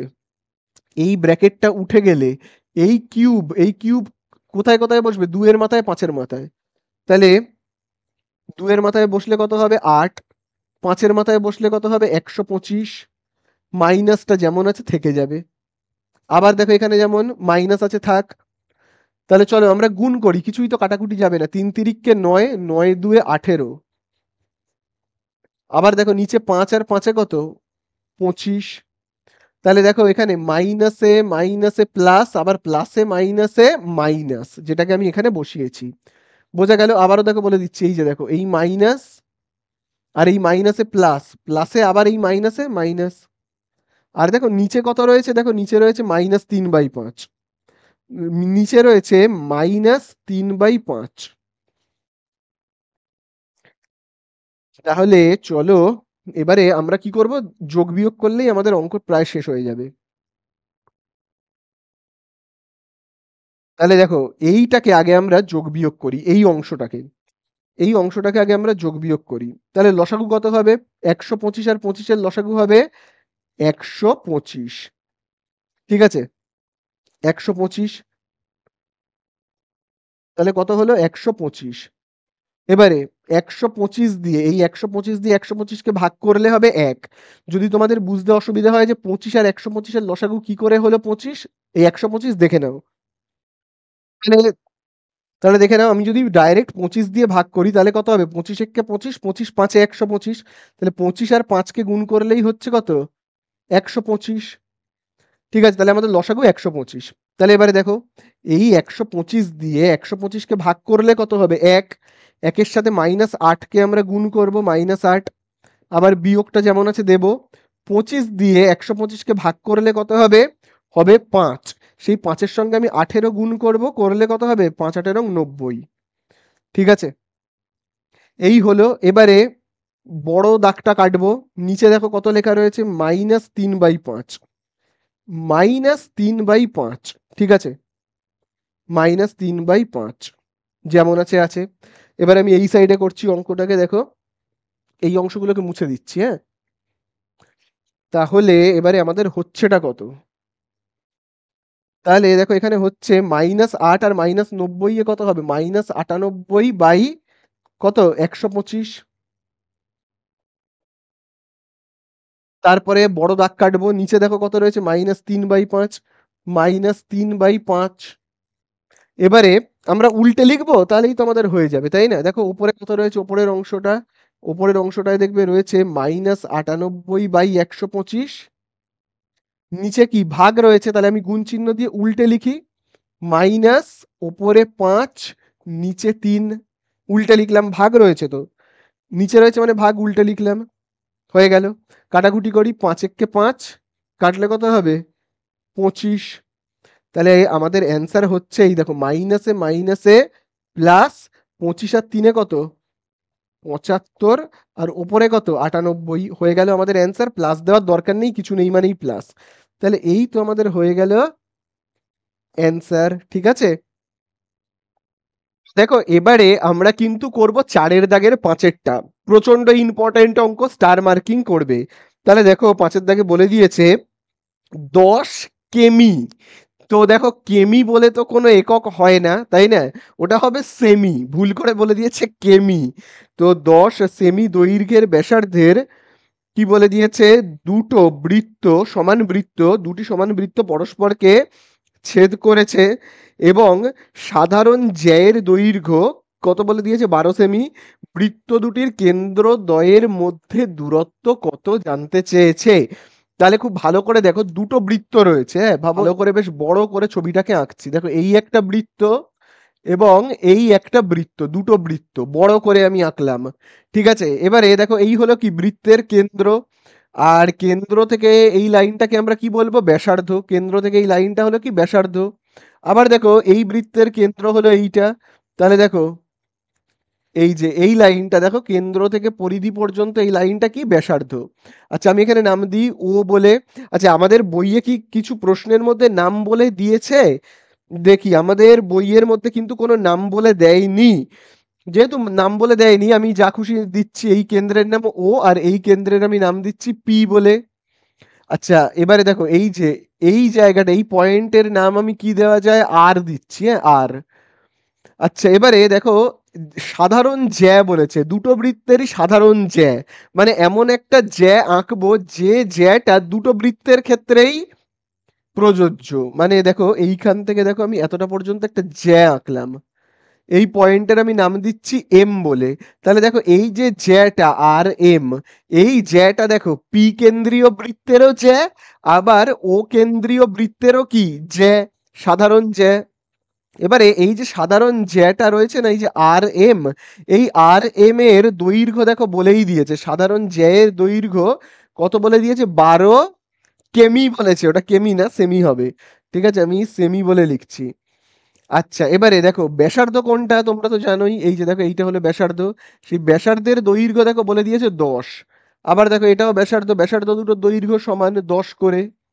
অ্যান্সারে জানতে চাইছে এই কেন্দ্র থেকে এই কেন্দ্রের দূরত্ব কত, মানে পি থেকে আমাদের এই যে ও এর মানটা কত জানতে চেয়েছে। ঠিক আছে, জানতে চেয়েছে, তাহলে আমাদের কাছে জানতে চেয়েছে পিও ইজুকাল টু কত। বোঝা গেল তো? তাহলে দেখো খুব ভালো করে, এই যে আর থেকে এম, এইটার মান হলো কত, 12। আচ্ছা বলো তো তাহলে আর থেকে এই পর্যন্ত এর একটা নাম দিই, এই যে এই পয়েন্টের আমি নাম দিচ্ছি এন বলে, এন। আচ্ছা বলো তো আর থেকে এন পর্যন্ত তাহলে এইটুকুনির দৈর্ঘ্য কত হবে বলো দেখি। আর থেকে এই পুরো এম অবধি যদি হয় 12, তাহলে আর থেকে এই এন পর্যন্ত মানে এই যে এইটুকুনির মাপ কত হবে, তাহলে হবে কত, 6 সেমি, তাই না? 6 সেমি হবে। বোঝা গেল তো? তাহলে এখানে দেখো একটা সমকোণী ত্রিভুজ আমরা দেখতে পাচ্ছি, যার নাম দেখো এই যে, খুব ভালো করে দেখবে, আর পি এন। দেখতে পেয়েছ, আর পি এন, আর পি এন। ঠিক আছে, আর পি এন, এই হলো একটা আমাদের সমকোণী ত্রিভুজ। এই আর পি এন এর, আমি দেখো এই দাগটাকেও মুছে দিচ্ছি, হ্যাঁ দেখো এই যে এই আর পি এন এর আমরা দেখো অতিভুজ, মানে আর পি এর মান কিন্তু আমরা জানি 10, লম্বর মানও কিন্তু আমরা জানি, এই যে পি এন এর মানও আমরা জানি কিন্তু 6। আমাদের বের করতে হবে পি থেকে এন এর মান, মানে পি এন এর মান আমাদের বের করতে হবে, পি এন মানে ভূমির দৈর্ঘ্যটা বের করতে হবে, পি এন এর দৈর্ঘ্য আমাদের বের করতে হবে। তাহলে আমরা লম্ব জানি আর এন 6, পি আর কত 10, আমাদের বের করতে হবে এই যে পি এন এর মানটা। তাহলে আমরা কি করব, আমরা কিন্তু করব পিথাগোরাসের সূত্র, অতিভুজের স্কোয়ার। তাহলে এখানে অতিভুজ কত বলো, অতিভুজ হলো এই যে দেখো 10, 10 হলো অতিভুজ। তাহলে দেখো আমি এখানে লিখছি কি 10-এর স্কোয়ার। ঠিক আছে, তারপরে দেখো এই যে লম্ব, লম্বটা দেখো কত রয়েছে, দেখো লম্বটা রয়েছে কিন্তু দেখো আর থেকে এন। তাহলে লম্বর জায়গায় আমি লিখবো আর থেকে এন মানে কত, দেখো আর থেকে এন মানে হলো 6। তাহলে দেখো আমি লিখছি কি 6-এর স্কোয়ার প্লাস ভূমিটা কত, এই দেখো পি থেকে এন পর্যন্ত, পি থেকে এন। তাহলে আমি কি লিখবো, পি এন এর স্কোয়ার। বোঝা গেল তো? এবারে দেখো 10-এর স্কোয়ার কত, 100, 6-এর স্কোয়ার কত, 36। তারপরে পি এন এর স্কোয়ার। তাহলে দেখো 36টা এবারে যদি এই সাইডে চলে আসে তাহলে কি হবে, -36। আর এখানে দেখো পি এন এর স্কোয়ার যেমন আছে আছে, তাহলে 100 থেকে 36 বিয়োগ করলে কত হবে, 64। তারপরে পি এন এর স্কোয়ার। তারপরে দেখো এই যে স্কোয়ার গুলো সমান চিহ্নের এই দিকে আসলে কি হবে, রুট হয়ে যাবে। তাহলে 64 রুট কত হবে, 8। তাহলে পি এন ইজুকাল টু আমরা কত পেলাম, 8। পি এন ইজুকাল টু আমরা পেলাম কত, 8। তাহলে পি এন, এই যে খুব ভালো করে কিন্তু দেখবে, এই দেখো এই পি থেকে এইটুকুনি হলো 8। তাহলে আবার এইখান থেকে এতটা কত, তাহলে এটাও হবে 8। বোঝা গেল? তাহলে দেখো এইখান থেকে এতটা 8, 8 পি থেকে এন পর্যন্ত। তাহলে আবার দেখো এই এন থেকে ও পর্যন্ত কত হবে, 8। তাহলে অ্যান্সারে জানতে চেয়েছে পুরো পি থেকে একদম ও পর্যন্ত এতটার মাপ কত হবে। এই কেন্দ্র থেকে শুরু করে পুরো একদম এই কেন্দ্র অবধি কত হবে মাপ, তাহলে 8 আর 8 যোগ করে দাও, 16 হবে। তাহলে আমরা এখানে কি লিখবো উত্তরে, কেন্দ্রদ্বয়ের মধ্যে দূরত্ব কত হবে, কেন্দ্রদ্বয়ের, কেন্দ্রদ্বয়ের দূরত্ব, আমি দেখো এখানে শুধু লিখছি কেন্দ্রদ্বয়ের দূরত্ব কত হবে, কেন্দ্রদ্বয়ের দূরত্ব হবে 8 যোগ 8 মানে কত, 16 সেমি। তাহলেই হয়ে গেল, বোঝা গেল? তাহলেই আমাদের হয়ে গেল শেষ। চলো 6-এর দাগে যাব। তো দেখো এবারে আমরা কিন্তু করব 6-এর দাগেরটা। তো দেখো 6-এর দাগে কি বলে দিয়েছে, দেখো 6-এর দাগে বলছে একটি বৃত্তের দুটো জ্যা এ বি এবং এসি পরস্পর লম্ব। তাহলে আমি না আগে বড় করে একটা বৃত্তকে এঁকে ফেলি। এই হলো আমার বৃত্ত, এই দেখো এই হলো বৃত্ত। তো দুটো জ্যা রয়েছে, কি বলে দিয়েছে, এ বি এবং এসি পরস্পর লম্ব। তাহলে দেখো আমি একটা এরকম জ্যা আঁকছি এ বি, এই দেখো এই জায়গাটায় নাম দিচ্ছি এ, আর এই পয়েন্টে নাম দিচ্ছি বি। আর বলে দিয়েছে এসি, না সরি তারপরেরটাও দেখো বলে দিয়েছে এ বি আর এসি। তাহলে দেখো এসি বলেছে, তাহলে এই জায়গাটাতে নাম দেব বি, এই জায়গাটায় নাম দেব বি, আর এই জায়গাটায় এ। তাহলে এই হলো এ বি আর এসি, এই হলো এ থেকে এই হলো সি, এসি। বোঝা গেল তো, পরস্পর লম্ব, লম্ব মানে কি, এখানে 90 ডিগ্রি কোণ উৎপন্ন হবে, হলে সেটাকেই আমরা লম্ব বলি। তারপরে দেখো কি বলে দিয়েছে, বলে দিয়েছে এ বি হলো 4 সেমি, মানে এই যে দেখো এই বি থেকে এই এ পর্যন্ত এটার মাপ হলো কত, 4 সেমি, খুব ভালো কথা। তারপরে দেখো বলে দিয়েছে এসি 3 সেমি, এ থেকে এই যে সি পর্যন্ত এটার মাপ হলো কত, 3 সেমি। তাহলে অ্যান্সারে জানতে চাইছে ব্যাসার্ধের দৈর্ঘ্য কত। তাহলে দেখো বৃত্তের কেন্দ্র হবে এই জায়গাটা, তাই তো বৃত্তের কেন্দ্র। আচ্ছা বৃত্তের কেন্দ্রের আমি একটা নাম দিচ্ছি ও বলে। এবারে একটা কথা বলি, আমি যদি ত্রিভুজের এই দুটো শীর্ষবিন্দুকে মানে বি আর সি কে জুড়ে দিই, বি আর সি কে ভাবো এরকম ভাবে জুড়ে দিলাম, তাহলে আমরা এই যে লাইনটা পেলাম এই লাইনটাকে আমরা কি বলি, অতিভুজ। তো এই যে ত্রিভুজটা এটা হলো সমকোণী ত্রিভুজ। সর্বদা মনে রাখবে, কোনো সমকোণী ত্রিভুজ যদি বৃত্তের ভেতরে থাকে, আবারও বলছি যদি কোনো সমকোণী ত্রিভুজ বৃত্তের ভেতরে থাকে, যেমন এখানে রয়েছে, সেক্ষেত্রে বৃত্তের কেন্দ্রটা কোথায় অবস্থিত হয় জানো তোমরা? সেক্ষেত্রে বৃত্তের কেন্দ্রটা অবস্থিত হবে অতিভুজের ঠিক মাঝখানে, অতিভুজের ঠিক মাঝখানে। এই দেখো এই তো অতিভুজ বিসি, এই হলো বিসি অতিভুজ, এই অতিভুজের ঠিক মাঝখানে, মানে এই যে ভাবো এই রকম জায়গাতে, ঠিক আছে, অতিভুজের ঠিক মাঝখানে অবস্থিত হবে বৃত্তের কেন্দ্র। তাহলে আবার আমি কথাটা বলি, কোনো সমকোণী ত্রিভুজ যদি বৃত্তের, কি বললাম, বৃত্তের ভেতরে থাকে, সমকোণী ত্রিভুজ যেমন এখানে দেখো সমকোণী ত্রিভুজটা একটা বৃত্তের ভেতরে, সেক্ষেত্রে বৃত্তের কেন্দ্রটা কোথায় অবস্থিত হবে, অতিভুজের ঠিক মাঝখানে, ঠিক আছে। তাহলে আমাকে জানতে চেয়েছে কি, বৃত্তের ব্যাসার্ধ, ব্যাসার্ধ মানে এই কেন্দ্র থেকে শুরু করে পরিধি পর্যন্ত এই লাইনটা, মানে ও থেকে শুরু করে সি এর মান জানতে চেয়েছে, অথবা কেন্দ্র থেকে শুরু করে এই পরিধি পর্যন্ত লাইনটা। তাহলে আগে আমাকে বের করতে হবে এই যে পুরো অতিভুজের মাপটা কত, অতিভুজের দৈর্ঘ্যটা কত।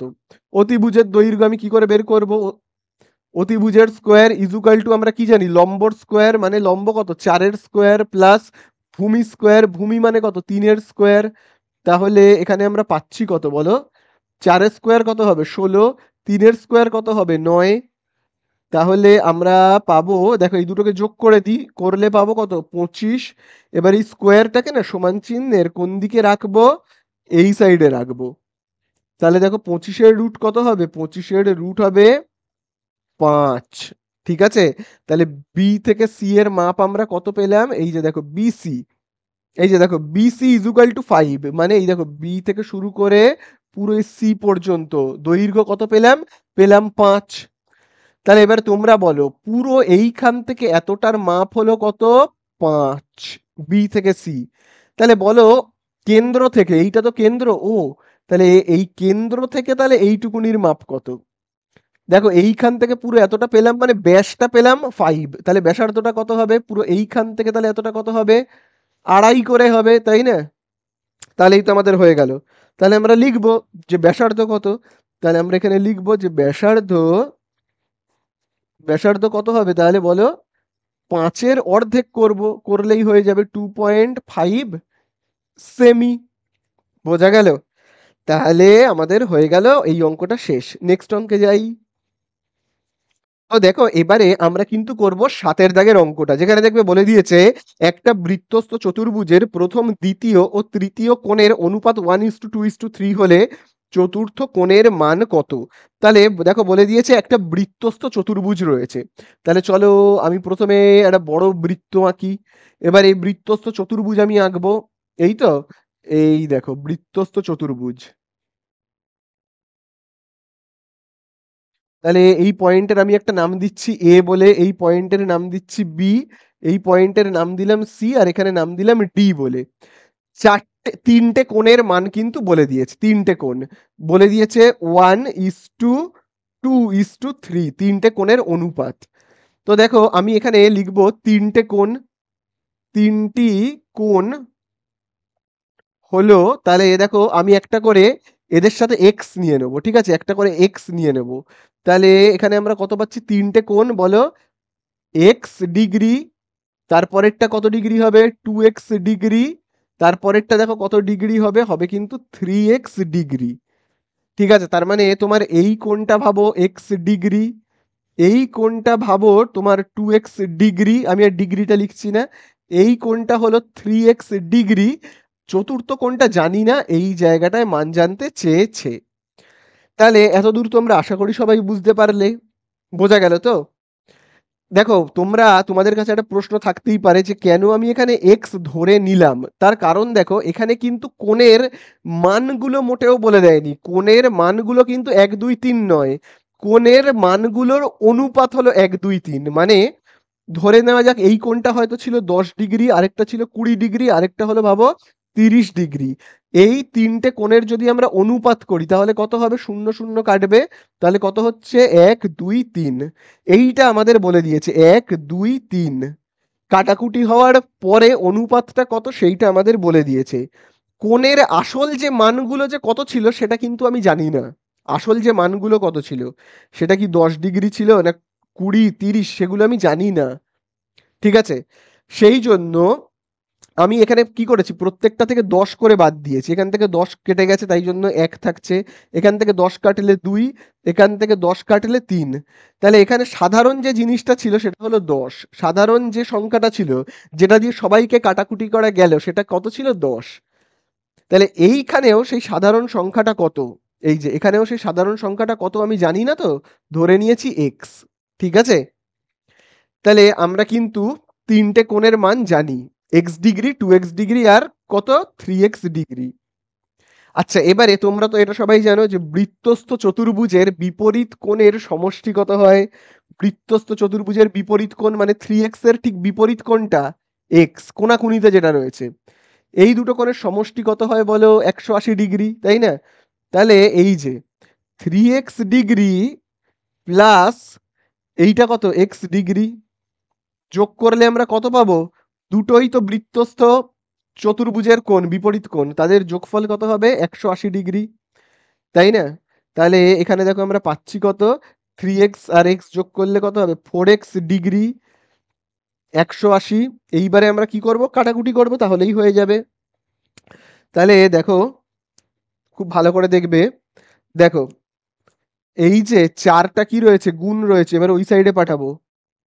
তাহলে 180/4, তাহলে 180কে তুমি 4 দিয়ে কি করবে, ভাগ করবে, তাহলে পাবে কত, 45 ডিগ্রি। ঠিক আছে, কত পেলাম, 45 ডিগ্রি। তাহলে এই এক্স এর জায়গাতে আমি কত লিখবো, এক্স মানে হলো তোমার কত, 45। বোঝা গেল, এক্স মানে কত, 45। ঠিক আছে, তাহলে এইখানে বলো 2x মানে কত হবে, 2x মানে বলো এখানে এই যে 2 × 45, 2 × 45 মানে কত, 2 × 45 মানে হলো 90, এই কোণটা হবে 90। এইটা কত হবে, বলো বলো, এই জায়গাটায় হবে তাহলে কত, 3x ছিল, মানে 3 × 45, তাই না, মানে কত, 135। তাহলে আমি দেখো এরকম ভাবে এখানে লিখছি, এই জায়গাটা মুছে, যে চতুর্ভুজের চতুর্ভুজের চতুর্ভুজের তিনটি কোণ, চতুর্ভুজের তিনটি কোণ কত, এক হলো, প্রথমটা হলো 45 ডিগ্রি, তারপরেরটা হলো 45 × 2, দেখো 2x লেখা রয়েছে, x এর জায়গায় 2 বসাবো, 90 ডিগ্রি, এবং তারপরেরটা কত, এই যে দেখো 3x, মানে 3-এর সাথে x গুণ করব, তাই না, তাহলে আমি কত করব, 3-এর সাথে x মানে কত, 45 গুণ করব, তাহলে কত হচ্ছে, হবে 135 ডিগ্রি। বোঝা গেল, তাহলে তিনটে কোণ কত কত হলো, 45, এই কোণটা হলো তোমার কত, 90, আর এই কোণটা হলো কত, 135। তাহলে এই কোণটা কত, এই কোণটার মান জানতে চেয়েছে। তাহলে চতুর্ভুজের 4টে কোণের সমষ্টি কত হয়, 4 জনের সমষ্টি 360, সেখান থেকে এই 3 জনকে আমরা বিয়োগ করলেই তো পেয়ে যাব, তাই না। তাহলে অতএব চতুর্থ কোণ, চতুর্থ কোণ কত হবে, তাহলে আমাকে কি করতে হবে, 360, 4টে কোণের সমষ্টি কত, এই যে 4 জনের সমষ্টি, 4 জনের সমষ্টি 360, এটা কিন্তু মুখস্থ রাখবে। সেখান থেকে আমি বিয়োগ করব 3 জনকে, 45, 90, 135, 45, 90 আর কত, 135 করলেই আমাদের হয়ে যাবে। তাহলে এখানে হচ্ছে দেখো 360, এবারে দেখো এই সব কটাকে তোমরা যোগ করে দাও, করলে কত হবে, 270, আর 360 থেকে তুমি যদি 270কে বিয়োগ করো, তাহলে পাবে কত, 90 ডিগ্রি। বোঝা গেল, তাহলে এই কোণটার মান কত হচ্ছে, এই কোণটার মান হচ্ছে কিন্তু 90 ডিগ্রি। বোঝা গেল, এই তো আমাদের হয়ে গেল, অঙ্কটা শেষ। তো দেখো এবারে আমরা কিন্তু করব কতর দাগেরটা, করব কিন্তু 8-এর দাগেরটা। তো দেখো 8-এর দাগে আমাদের কি বলে দিয়েছে, বলে দিয়েছে একটা নিরেট অর্ধগোলকের পৃষ্ঠতলের ক্ষেত্রফল ঘনফলের সাংখ্যমানের 3 গুণের সমান হলে অর্ধগোলকের ব্যাসার্ধ কত। তাহলে দেখো অর্ধগোলক মানে পুরো তোমরা বুঝতেই পারছো এইরকম। তো দেখো অর্ধগোলকের দুটো কিন্তু তল হয়, ঠিক আছে, এই একটা সমতল, যদি সেটা নিরেট অর্ধগোলক হয় তাহলে। তো দেখো এখানে অঙ্কের মধ্যে বলেই দিয়েছে নিরেট অর্ধগোলক, তাহলে বুঝতে পেরেছো তো নিরেট অর্ধগোলক মানে কিরকম, একটা বাটির মতো, কিন্তু ভাবো বাটির এই জায়গাটায় ঢাকনা দেওয়া রয়েছে, বাটির এই জায়গাটায় ঢাকনা দেওয়া রয়েছে, তাহলে এই জায়গাটা হলো কি, সমতল, আর এই জায়গাটা হলো বক্রতল। ঠিক আছে, তাহলে টোটাল দুটো তল, এই বক্রতলের ক্ষেত্রফল কত, এই বক্রতলের ক্ষেত্রফল মনে রাখবে 2πr²।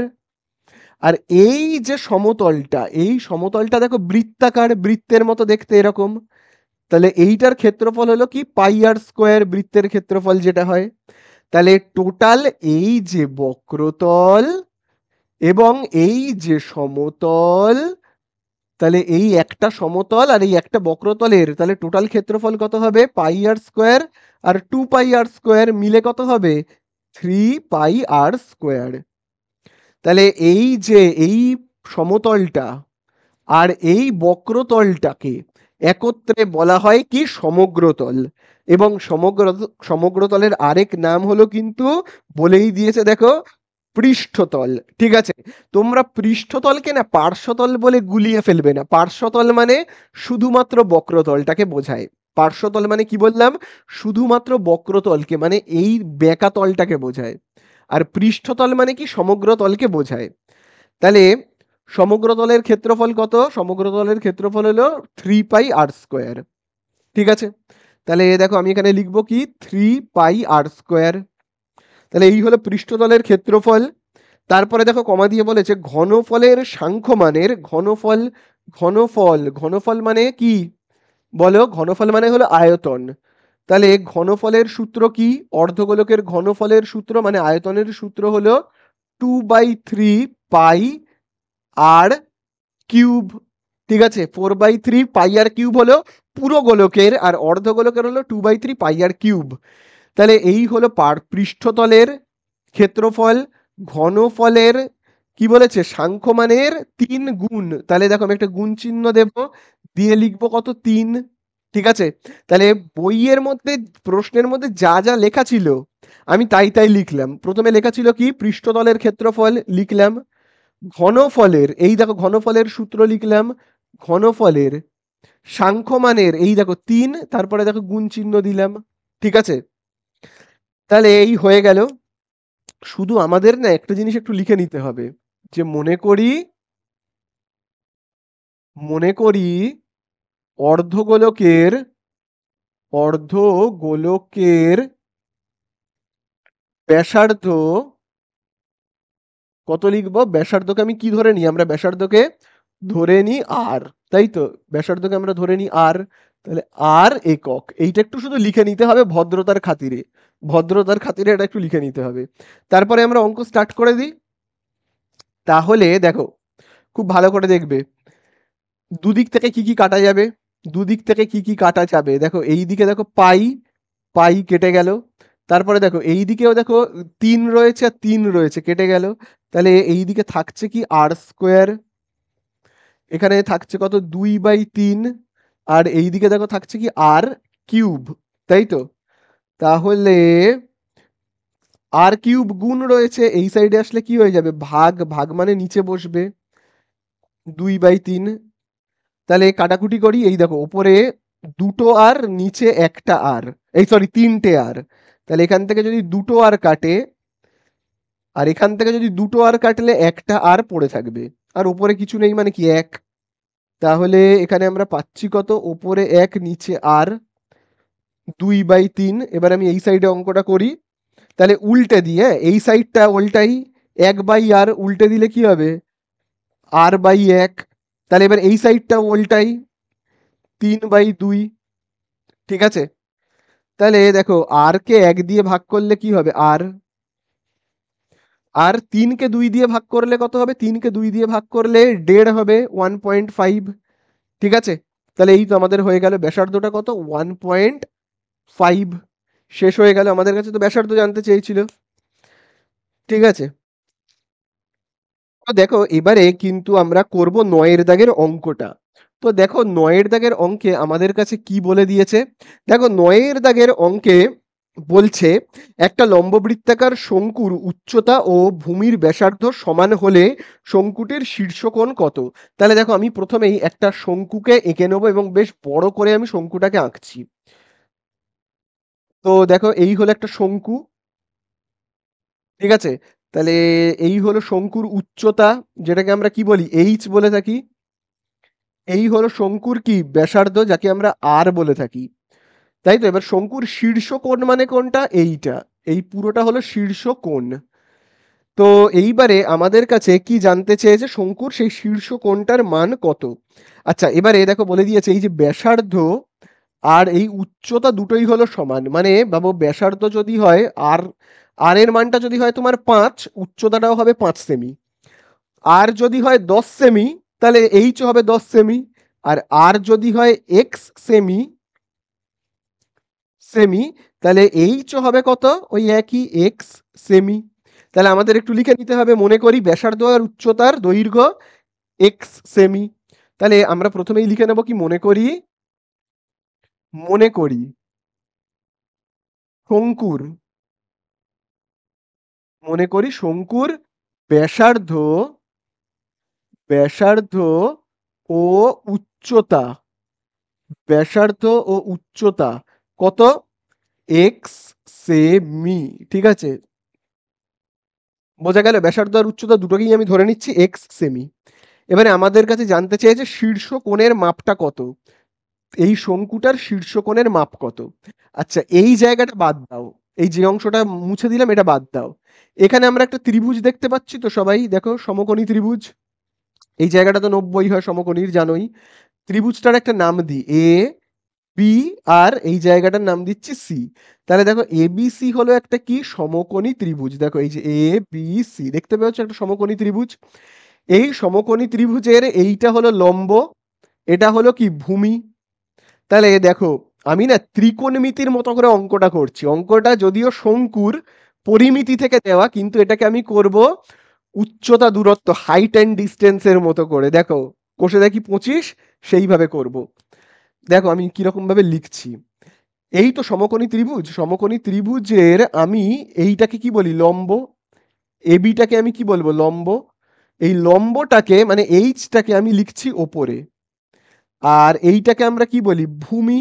ভূমি মানে আর ব্যাসার্ধটা, এই ভূমিটাকে আমি দেখো লিখছি নিচে। তাহলে ওপরে আমি কি লিখলাম, ওপরে আমি লিখলাম লম্ব দাগের ওপরে, আর নিচে কি লিখলাম ভূমি। তাহলে তোমরাই বলো লম্ব বাই ভূমিকে আমরা কি বলি, এই যে লম্ব বাই ভূমিকে আমরা কি বলি, বলি কিন্তু ট্যান, তাই না? আচ্ছা কোনটা কত জানি না, আমি ধরে নিচ্ছি থিটা। এই কোনটার মান কত আমি জানি না, ধরে নিচ্ছি কি থিটা। তাহলে দেখো আবার দেখো আমি লিখছি ট্যান থিটা। দেখো এইচ এর জায়গায় কত লিখবো, এইচ মানে এক্স। আর এর জায়গায় কত লিখবো, আর এর মানও হলো এক্স। ঠিক আছে, তাহলে কাটাকুটি করি। এক্স আর এক্স কাটলো, তাহলে কাটলো মানে কি পড়ে রইলো, এক্স আর এক্স কাটলো মানে পড়ে রইলোটা কত এক, তাই না? এক পড়ে রইলো। এবারে তোমরা আমাকে বলবে যে এক হলো এক টেন কত ডিগ্রির মান, টেন কত ডিগ্রির মান। আমি টেনের কথাই কেন জিজ্ঞাসা করছি, যেহেতু এখানে টেন আছে বলে। ঠিক আছে, তাহলে টেন কত ডিগ্রির মান মনে রাখবে কিন্তু, টেন কত ডিগ্রির মান, টেন হলো 45 ডিগ্রির মান। তাহলে এখানে আমি কি লিখবো এই জায়গাটাতে, এই জায়গাটাতে কিন্তু আমি লিখবো টেন 45। কত লিখবো, টেন 45। তাহলে এবার দুদিক থেকে কি কি কেটে যাবে, এই দেখো এপারেও টেন এপারেও টেন, তাহলে টেন আর টেন কেটে গেল, পড়ে থাকছে থিটা ইজুকাল টু কি 45। বোঝা গেল? তাহলে থিটা মানে কোন জায়গাটা বলো তো, থিটা মানে হলো শুধুমাত্র এই যে এই জায়গাটা, এই কোণটার মান হলো কত, এই দিকের এই কোণটার মান হলো কত তোমার 45। দেখো আমি লিখে রাখছি 45 হলো এইটুকুনির মান। তাহলে অ্যান্সারে জানতে চেয়েছে পুরো শীর্ষকোণের মান কত, পুরো শীর্ষকোণের মান মানে হলো পুরোটার মান কত। তাহলে বলো অর্ধেকটা যদি হয় 45, তাহলে এইটাও বাকি এই অর্ধেকটাও কত হবে 45 হবে। তাহলে এই দিকটাও 45, এই দিকটাও 45, এটাও 45, এটাও 45। তাহলে এই পুরোটার মান কত 90 ডিগ্রি হবে, তাই কি না? পুরোটার মান 90 ডিগ্রি হবে। তাহলে এই তো হয়ে গেল। তাহলে শঙ্কুর, তাহলে আমরা কি লিখবো উত্তরে, শঙ্কুর শীর্ষকোণ, শঙ্কুর শীর্ষকোণ কত হবে তাহলে 45 × 2 করলেই হয়ে যাবে কত 90 ডিগ্রি। তাহলে এই তো আমাদের হয়ে গেল কতটা, 9টা চলে যাব 10-এ। তো দেখো এবারে 10-এর দাগের অঙ্কটা দেখো, দেখো 10-এর দাগের অঙ্কে বলে দিয়েছে tan theta plus cot theta is equal to 2 হলে tan square theta plus cot to the power 4 theta কত হবে। এই অঙ্কটা দেখো আমি করাবো না, কারণ এই ধরনের অঙ্ক, এই অঙ্ক কিন্তু আমি সেট নাম্বার 1-এ অর্থাৎ পেজ নাম্বার 18, পেজ নাম্বার 18 19-এ যে অঙ্কগুলো রয়েছে সেখানে কিন্তু পুরো সেম অঙ্ক, পুরো একই টাইপের অঙ্ক কিন্তু আমি করিয়েছিলাম। দেখবে পেজ নাম্বার 19-এ যাবে, পেজ নাম্বার 19, এবিটি এর পেজ নাম্বার 19-এ তোমরা 4-এর দাগের আর 7-এরটা দেখবে, 4-এর দাগের 7 পুরো সেম অঙ্ক। 4-এর দাগের কি বললাম, 4-এর দাগের 7, সেই 4-এর দাগের 7 থেকে page number 19, page number 19 ABT এ পেজ নাম্বার 19 4-এর দাগের 7-এর অঙ্কটা তোমরা দেখবে এবং দেখে দেখে কিন্তু করবে, করে আমাকে কমেন্টে অবশ্যই এই 10-এর দাগ, 4-এর দাগের 10-এর অ্যান্সার কিন্তু তোমরা আমাকে জানাবে যে কত হলো। ঠিক আছে, তো আমি দেখো 10-এরটা আর করছি না, চলে যাব 11-এর দাগে। দেখো 11-এর দাগে কি বলেছে, দেখো 11-এর দাগে বলে দিয়েছে যে এক্স কস থিটা, দেখবে বলে দিয়েছে x cos theta is equal to, দেখবে বলে দিয়েছে 3, তাই তো? তারপরে দেখবে আবার বলছে তারপরে দেখো বলে দিয়েছে 4 tan theta, 4 tan theta is equal two কত হবে, ওয়াই, তাই না? তাহলে বলেছে এক্স আর ওয়াই এর মধ্যে সম্পর্ক কি।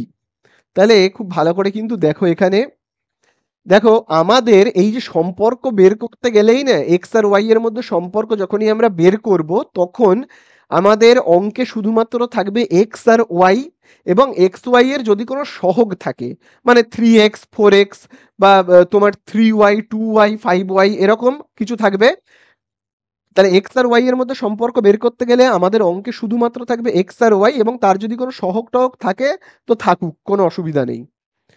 এছাড়া আর কিন্তু কিছু থাকা চলবে না। তার মানে আমাকে কি করতে হবে, এই যে থিটা রয়েছে না, এই থিটাটাকে আগে বাদ দিতে হবে। তাহলে দেখো আমরা কিভাবে করব, দেখো এক্সটা কি রয়েছে এখানে, রয়েছে কিন্তু গুণ রয়েছে, এই সাইডে চলে গেলে কি হবে, ভাগ হবে। তাহলে cos theta is equal two আমরা কত পাবো, 3/x। বোঝা গেল? আশা করি বুঝতে পারলে। চলো এবারে কজের উল্টো আমরা কি জানি বলো, কজের উল্টো আমরা জানি সেক, তাই না, সেক।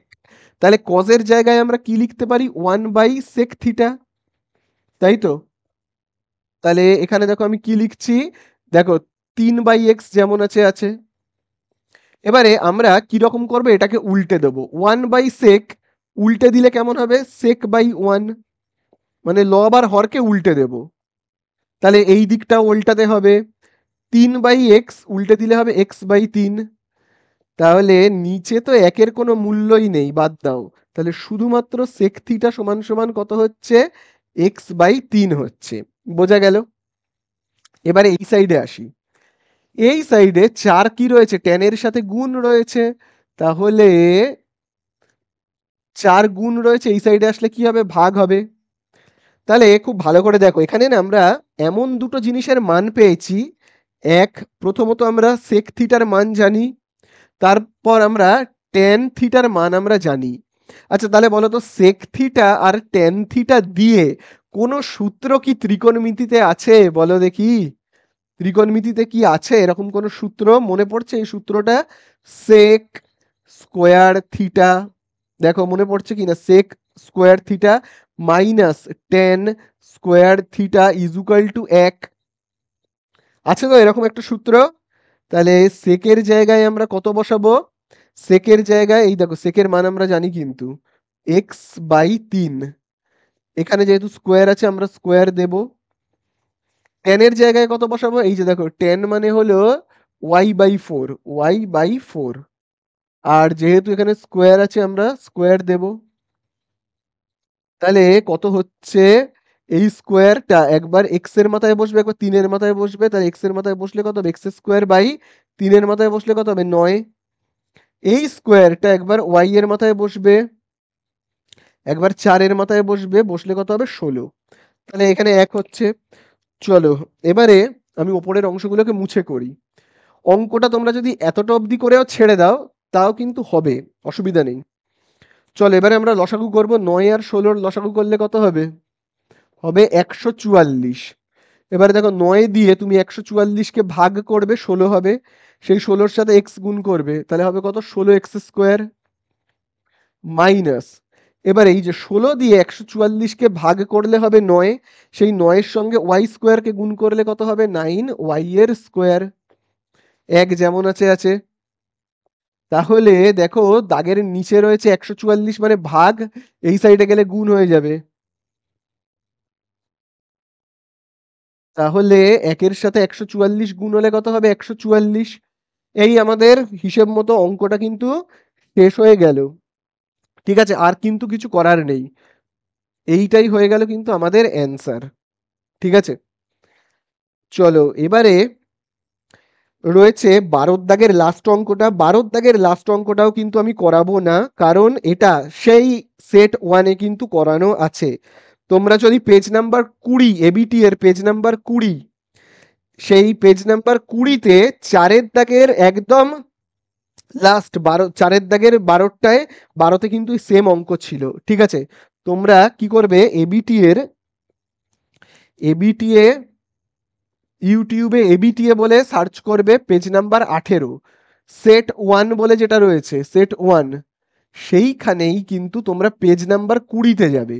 পেজ নাম্বার 20-তে 4-এর দাগের 12-তে দেখবে রয়েছে, ঠিক আছে? সেইখানে ওই সেম 4-এর দাগের, এখানেও যেটা 4-এর দাগের 12, ওইখানেও কিন্তু পেজ নাম্বার 20-তেও সেই ওই 4-এর দাগের 12, একই দাগ নাম্বারে একই অঙ্ক রয়েছে। তোমরা অঙ্কটা করবে এবং কমেন্টে অ্যান্সার কিন্তু অবশ্যই আমাকে জানাবে, ঠিক আছে? खत्म। Bye bye, tata, good bye.